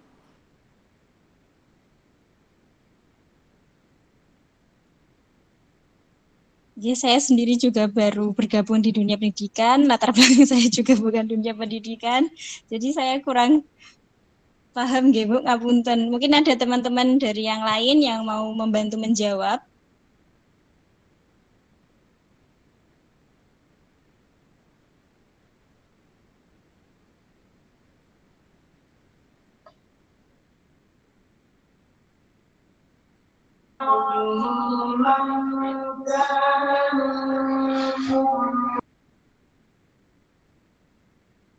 Baik, mungkin nanti bisa ditambahkan oleh Pak Marianto, Bu Irma. Mohon maaf dari kelompok 10 masih kurang dalam menjawabnya.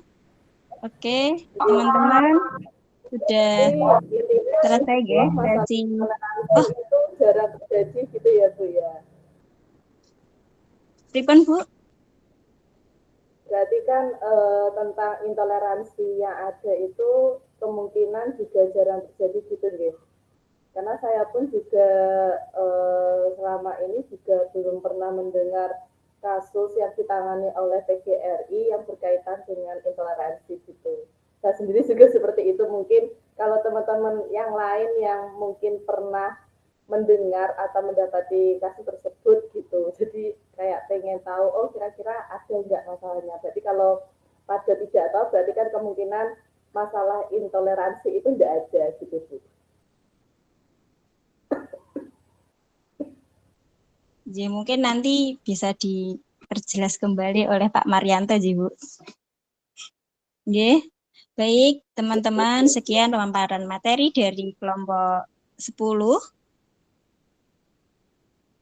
Mohon maaf apabila dari kelompok kami masih banyak kurangnya. Sekian dari kami, saya mewakili teman-teman kelompok 10. Mohon maaf. Wassalamualaikum warahmatullahi wabarakatuh. Waalaikumsalam warahmatullahi wabarakatuh. Oke.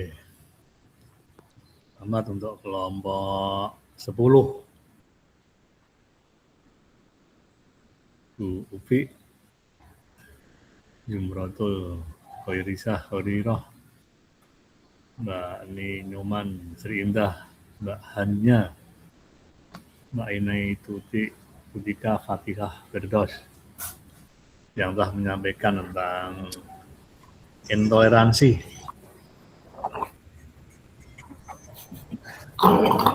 dan dapat tanggapan banyak ini Mas Bowo Bowo ini pokoknya aktivis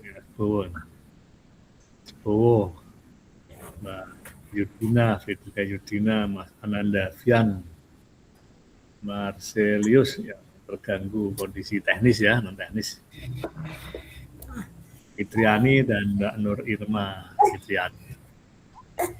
Semua sudah dijawab baik, lengkap, komprehensif oleh penyaji. Hanya beberapa saja yang saya berikan menggarisbawahi, tidak saya ulangi. Terutama berkaitan dengan intoleransi ini, bagaimana peran PGRI terhadap toleransi, bahkan ditanyakan bagaimana langkah-langkah PGRI terhadap intoleransi. Ya, kita selama ini untuk intoleransi itu tidak banyak masalah. Kalau di PGRI tidak banyak masalah. Kita lebih banyak adalah penguatan kapasitas pengurus. Sekarang kita yang program Jawa Tengah unggulan yang sedang berjalan itu adalah PKP, istilahnya itu penguatan kapasitas pengurus. Jadi pengurus, kompetensi dari pengurus ditingkatkan. Salah satunya ya bagaimana untuk menguatkan kompetensi berkaitan dengan anti toleransi tadi. Bagaimana agar orang karena ada nilai-nilai wawasan kebangsaan dan jati diri PGRI. Ada wawasan kebangsaan dan jati diri PGRI, sehingga kita antara wawasan kebangsaan dan jati diri PGRI ini memang ada titik temunya. Ada membangun rasa cinta tanah air, cinta bangsa, bangga sebagai orang Indonesia, rasa patriotik, membela bangsa dan negara, mengutamakan kepentingan bersama, kepentingan umum, rela berkorban, rela kerjasama, sehingga ini kita tanamkan pada para anggota PGRI. Dan intoleransi tentu juga tentang moderasi beragama. Jadi tentunya ini juga karena PGRI juga beragama menjadi salah satu kajian juga, karena kita ada pembinaan keagamaan dan mental spiritual. Itu terkait dengan pendidikan kita juga semua agama. Karena di sini ada pendidikan anggota PGRI juga dari unsur keagamaan. Karena anggota PGRI ini dari agama, ada capsus kemenak yang jadi salah satu satuan pengurus ranting PGRI itu adalah capsus, cabang khusus kemenak. Ada PGRI, ada cabang teritorialnya, ada cabang daerah-daerah ya. Daerah-daerah itu kabupaten, ada kecamatan. Capsus, cabang khusus itu setingkat dengan kecamatan. Capsus itu ada capsus dinas pendidikan, ada capsus Kementerian Agama, ada capsus IGTKI, ada capsus dari dulu Universitas Diponegoro, capsus dari UNES, capsus dari UGRIS. Jadi ini cabang khusus itu ada. Nah, kita juga menang itu karena Kementerian Agama ini juga menangani masalah adanya intoleransi. Itu intoleransi kita tangani juga ini. Kita juga bagaimana menciptakan suasana kehidupan beragama ini dalam suasana yang saling toleransi, saling menghormati, saling menghargai, saling memberi kebebasan. Kita terapkan dan PGRI dan terapkan semuanya. Baik agama lain, dan alhamdulillah kita selalu aktif untuk mengedukasi, berikan wawasan. Kita selipkan bagian daripada konteks materi jati diri PGRI, wawasan kebangsaan, juga tentunya dengan edukasi pada anggota, pengurus, masuk kerjasama dengan pihak sekolah-sekolah, kita lakukan kerjasama.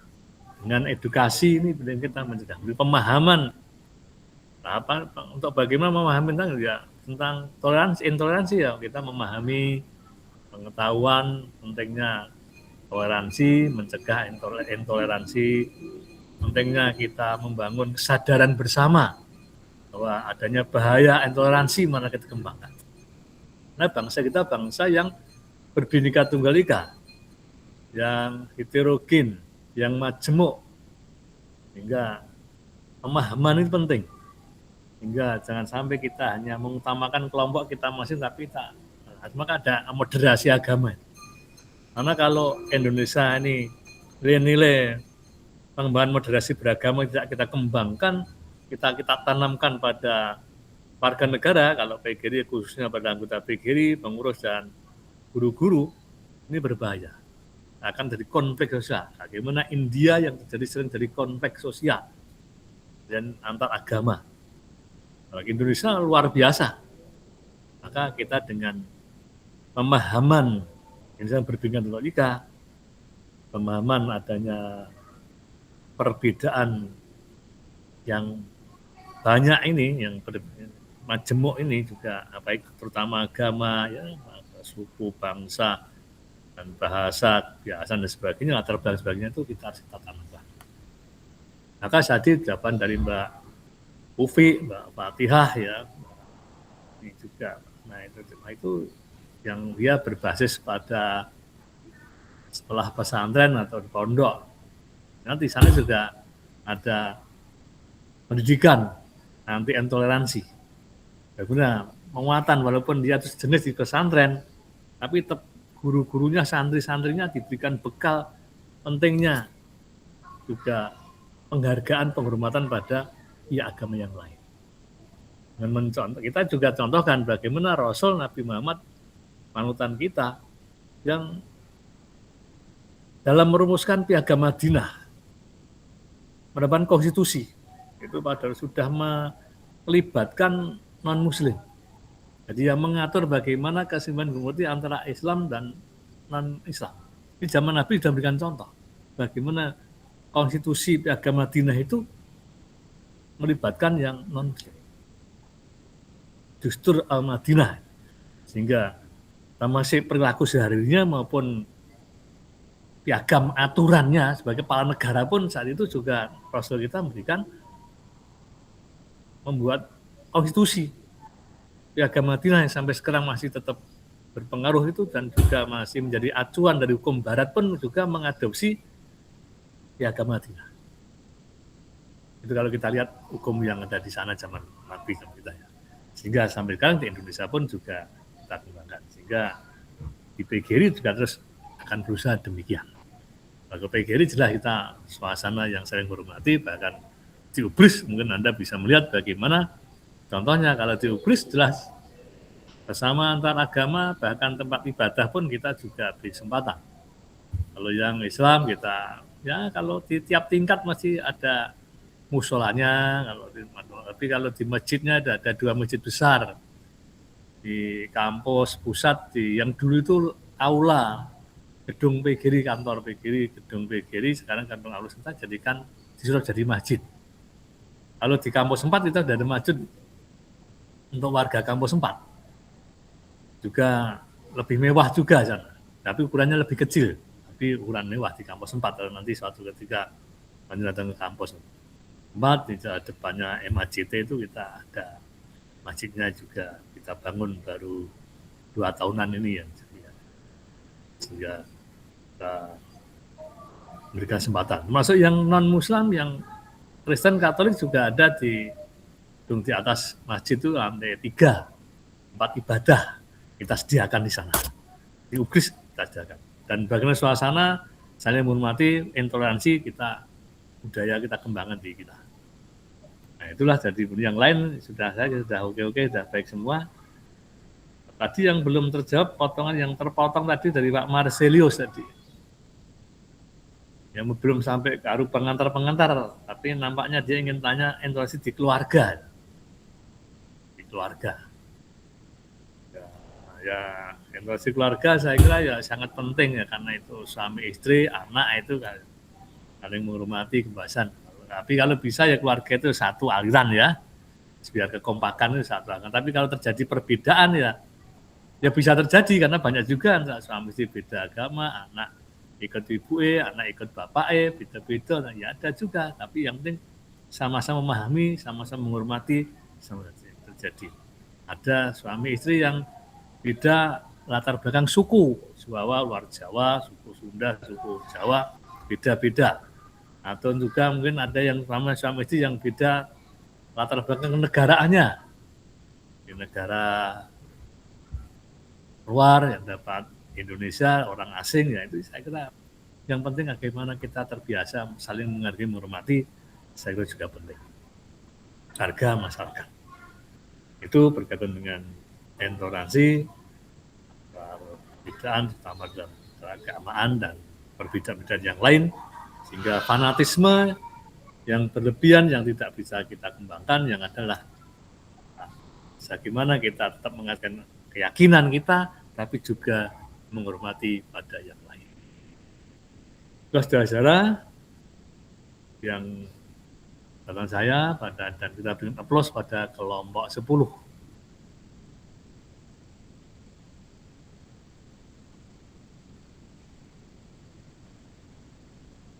Sudah lagi Mbak ya. Nah, 9-10 ya Mbak Nurulita. Ya, Bapak sudah semua presentasi dari kelompok 1 sampai 10. Ini kuliah terakhir nggih, Bapak? Ngono ya, oke. Ujiannya kapan ya?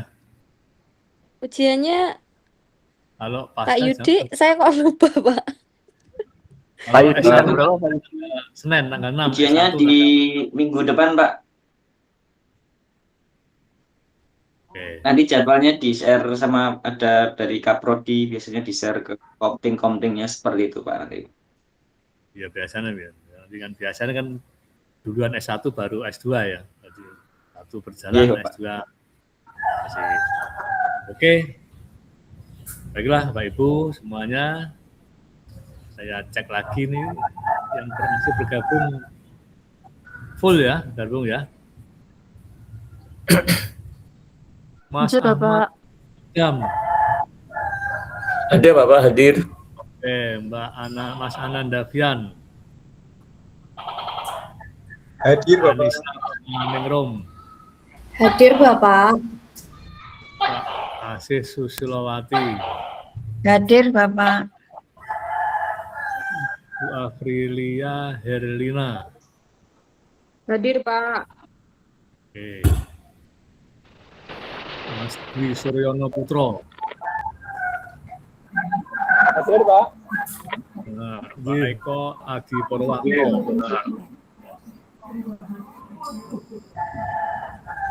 Hadir Bapak. Hadir.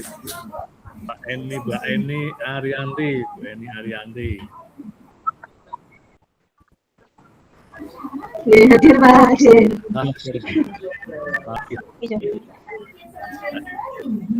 Mbak Fitriani. Hadir Bapak. Mbak Fredita Yudina. Yakin. Hadir Pak. Oke. Hanya Hadir, Pak.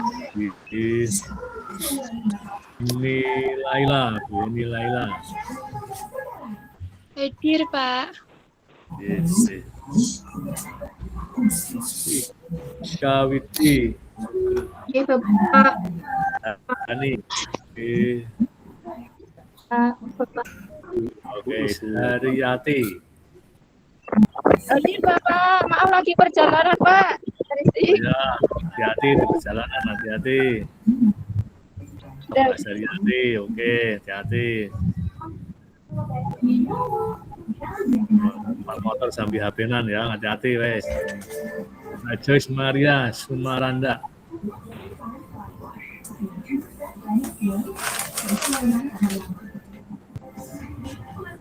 Ini Mbak Lena ya kan ya.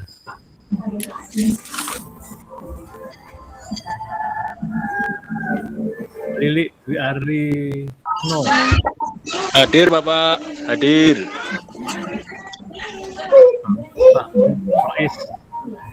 Nah, tadi Adib. Hadir. Maya Novianti. Hadir Bapak. Hadir Pak. Oke. Mas Muhammad Agung. Hadir Bapak. Oke. Muhammad Alif Tegar.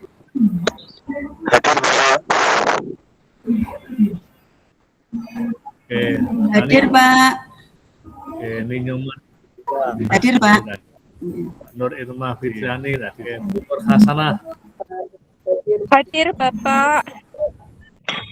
Nur Hasanah, oke. Hadir J. Kita Mbak Rama Ayu Argani. Hadir Bapak. Oke. Siti Aminah.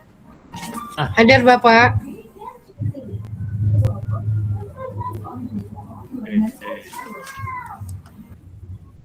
Bu Srisminiati. Hadir Bapak. Hadir. Oke. Bu Sumartini. Hadir Bapak. Oke. Hadir Pak. Ibu Susi Ambarsari. Hadir Bapak. Hadir. Oke. Mbak Ufi, oke. Mas Bowo. Hadir Bapak, hadir. Oke. Mas Yudi Yulianto. Hadir Bapak. Oke, makasih Mas Yudi.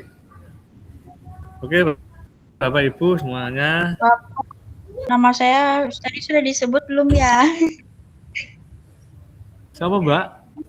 Ninyoman Pak, Ninyoman. Oh Mbak Numan Indah. Sudah tadi. Oh ya. Ya hadir. Ikut presentasi. Ya. Ada yang belum lagi? Saya Pak. Ana itu Tika sampun dereng ya Pak? Saya Pak. Ana Tutika Katika. Nggih. Ya Nggih. sampun. Oh nggih, suwun Pak. Sama tadi udah aktif dah, oke. Nggih, Bapak. Saya juga hadir nggih, Pak. Mas, otomatis tak sebut. Habis ngerti. Nggih, Bapak. Pak Marianto ngapunten, Oke, Mbak. bolehkah kita foto bersama untuk kuliah terakhir ini? Oke. Nggih. Monggo teman-teman Bapak Ibu kelas Di 1C on bisa kamera semuanya ya. on cam dulu. Bu Ufi minta tolong ya. Atau Bu Rama. Baik, oke. Kita foto bersama, nggih. Nanti saya hitung. Baik, 3, 2, 1, menghadap kamera. Oke, sampun Bapak Ibu, terima kasih. Oke, matur nuwun Bapak Ibu semuanya. Matur nuwun Pak Marianto. Matur nuwun Mas Bowo. Bapak matur suwun. Terima kasih Terima Bapak kasih Kak Marianto untuk kebersamaannya. Pak Marianto. Terima kasih Bapak. Terima kasih Bapak. Sami. Mohon izin Bapak Ibu. Nggih, Pak. Iya, Bapak. Bapak. Matur nuwun.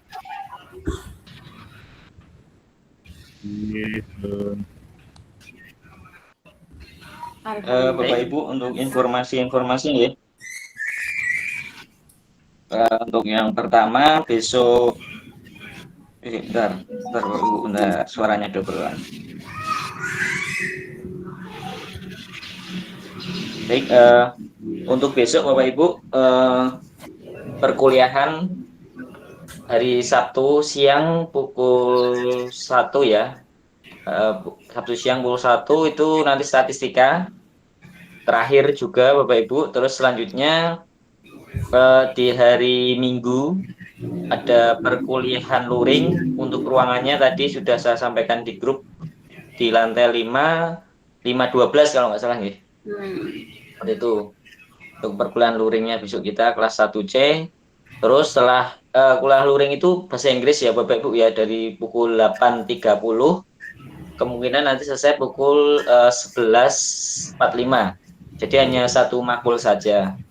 Nah selanjutnya setelah kita kuliah nanti kita akan foto bersama di studio Bapak Ibu.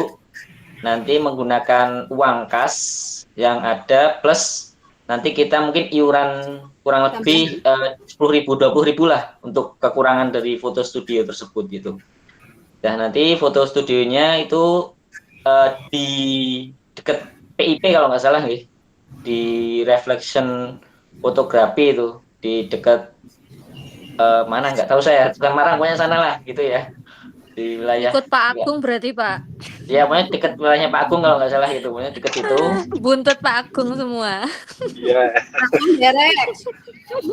Di jamnya ini ya Bapak Ibu ya, jadi jam 13.30 kita 13.30 itu kita sudah mulai foto Bapak Ibu. Jadi nanti diharapkan kita berangkat bersama, mungkin nanti bisa bonceng-boncengan atau bagaimana.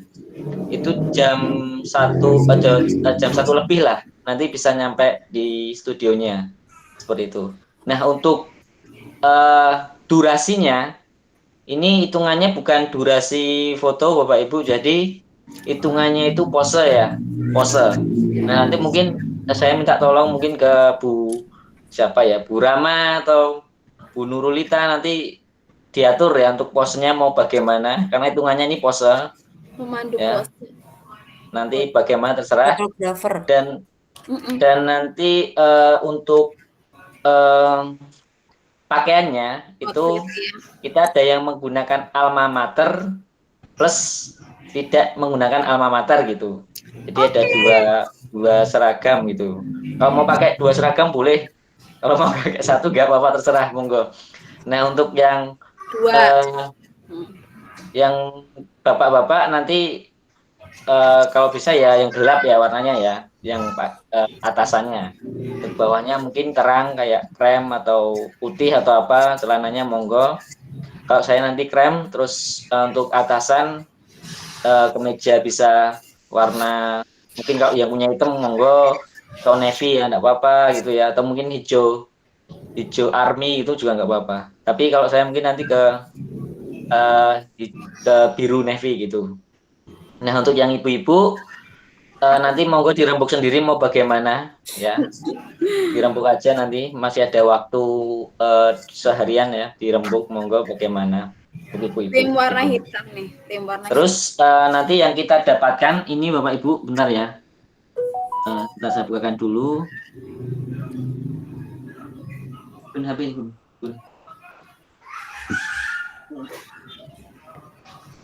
Yang nggak hadir Jadi- bisa diedit nggak fotonya? Biar hadir. Oh gitu. Nanti kita Mbak cari Indah jasa nanti nopo Bu. diedit Mbak di depan sendiri nanti. Oh iya. Serahkan ke Pak Oh Dwi. iya Bapak Ibu ya. Sama Bu Siti. Ini Bapak Ibu, jadi kita pakai yang paket big group. Big group itu biayanya 30.000 per orang. 30.000 per orang. Terus nanti kita akan mendapatkan 1 cetak 8 RW per orang. RW itu apa ya? Ukuran Pak ya? RW. Terus dengan 3 pose, terus 1 background. Backgroundnya yang tadi ya, yang warna putih itu. Dan unlimited shoot ya. Terus ada additional, nanti untuk additional kita diskusikan di tambahnya ya, kita diskusikan di saat luring aja. Mau nanti kesepakatan mau nambah berapa pose atau bagaimana. Terus atau all file ya, kalau all file itu nambah 110.000 itu all file. Jadi semua file hasil foto nanti diberikan kayak gitu. Atau mungkin file edit plus retouch-nya kayak gitu. Nah, nanti kita diskusikan di grup. Dan tadi Bu Dina sudah juga transfer untuk DP-nya ya, DP-nya untuk foto studio-nya juga sudah transfer. Itu Bapak Ibu mungkin yang terkait dengan foto nggih. Jadi totalnya tadi saya cek yang di konfirmasi polling itu 31. Ya, 31. Idealnya kan 32 ya. Idealnya 32. Itu nanti Bu Nur Asyada Sasbita sepertinya belum bisa bergabung itu, yang Bu Nur Asyada. Untuk yang dari teman-teman yang dari luar juga belum bisa ya, mungkin belum bisa, nanti atau bagaimana nanti coba di teknisnya diedit atau bagaimana gitu, nanti siapa tahu bisa ya. Tuh. Terus Pak Dwi, Pak Dwi. Oke. Terus ini Bapak Ibu terkait dengan apa ya? Kemarin kan ada yang belum bisa hadir luring. Ini yang kita bicaranya yang DIY Jateng ya, atau yang lingkup yang Jateng, bukan yang di luar Jawa. Jadi rinciannya kan 20.000 untuk kas, terus 30.000 untuk konsumsi. Nah nanti Bapak Ibu yang belum bisa hadir luring itu tetap ikut yang bayar 20.000 nggih. Itu. Ini bukan yang luar Jawa ya Bapak Ibu ya. Ini yang di Jawa, Pak.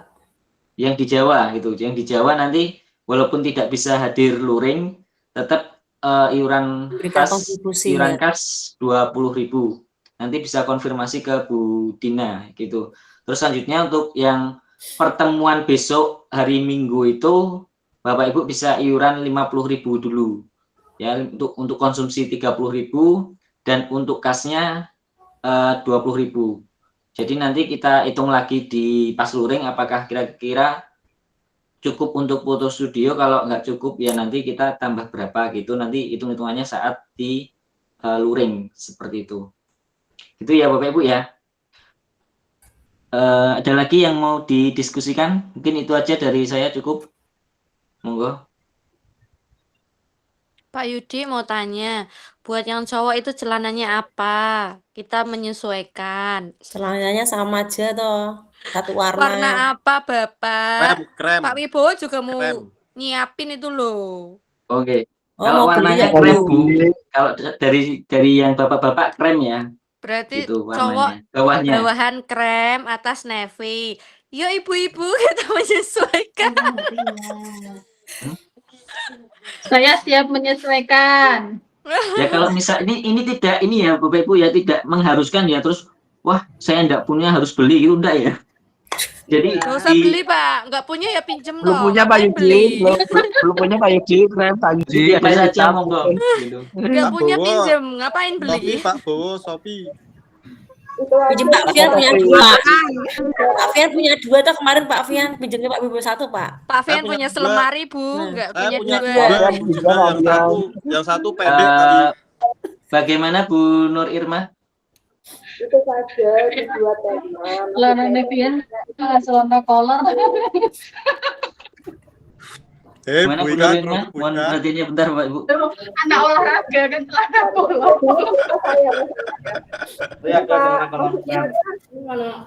Bagaimana kalau dibuat tema saja, misal warnanya mau dominasi, mau putih atau mau biru gitu aja. Jadi nanti kan teman-teman mungkin kalau bawahannya nggak punya krem, mungkin kan ada bawahan biru. Yang penting ada warna birunya gitu loh Pak. Karena anak zaman now itu sekarang kebanyakan kayak gitu. Mereka pakai temanya apa, mau atasannya atau bawahnya aja ya ada birunya kayak gitu aja Pak.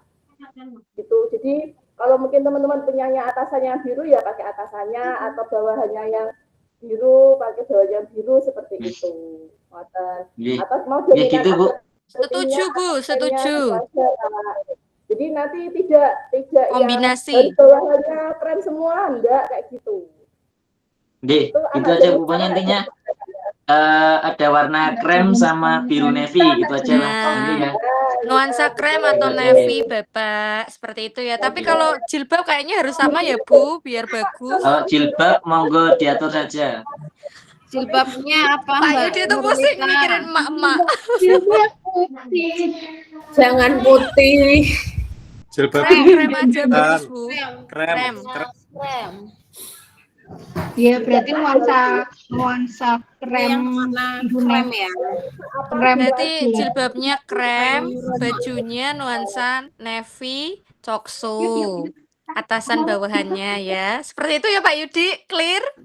Ya, monggo diatur saja yang ibu-ibu ya. Kalau ibu-ibu saya nggak ikut campur. Gitu. Warna hijau Diatur botol. saja.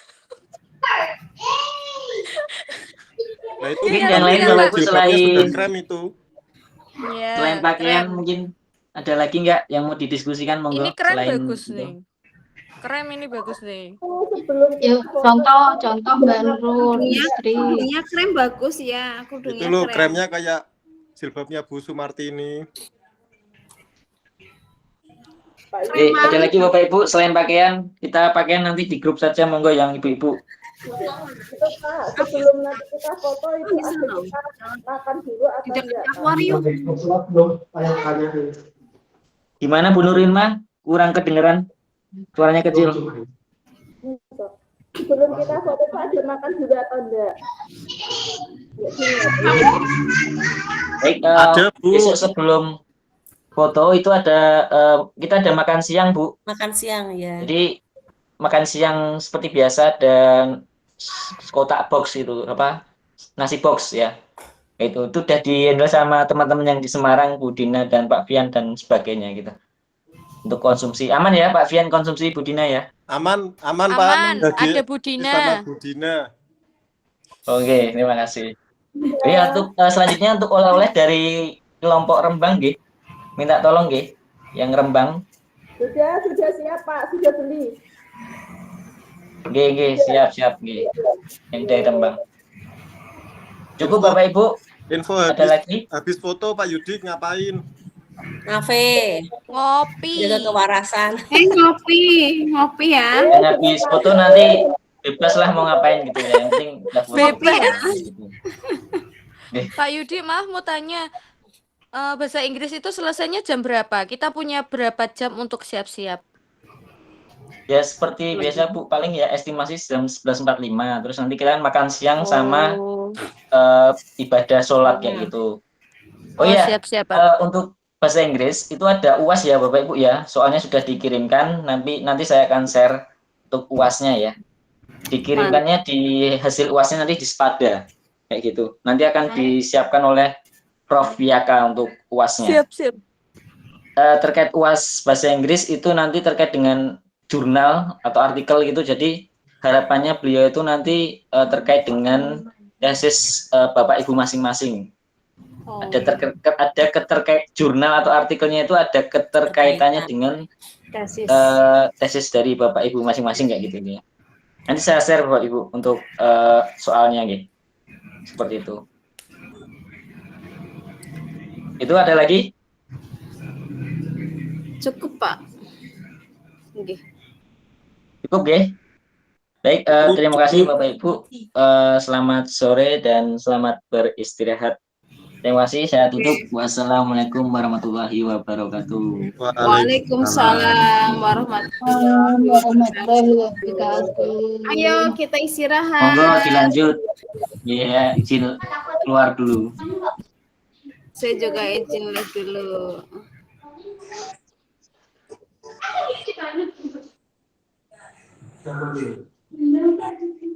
Akhirnya dress code terpecahkan. Apa? Ya Bu Ika. Apa jadinya ini? Jadinya Nevi, ini Bu tak tulisin biar nggak pada lupa.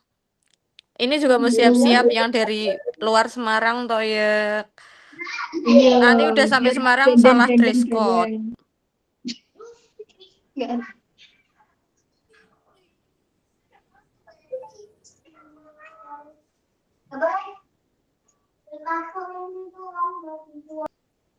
Dadah teman-teman, assalamualaikum.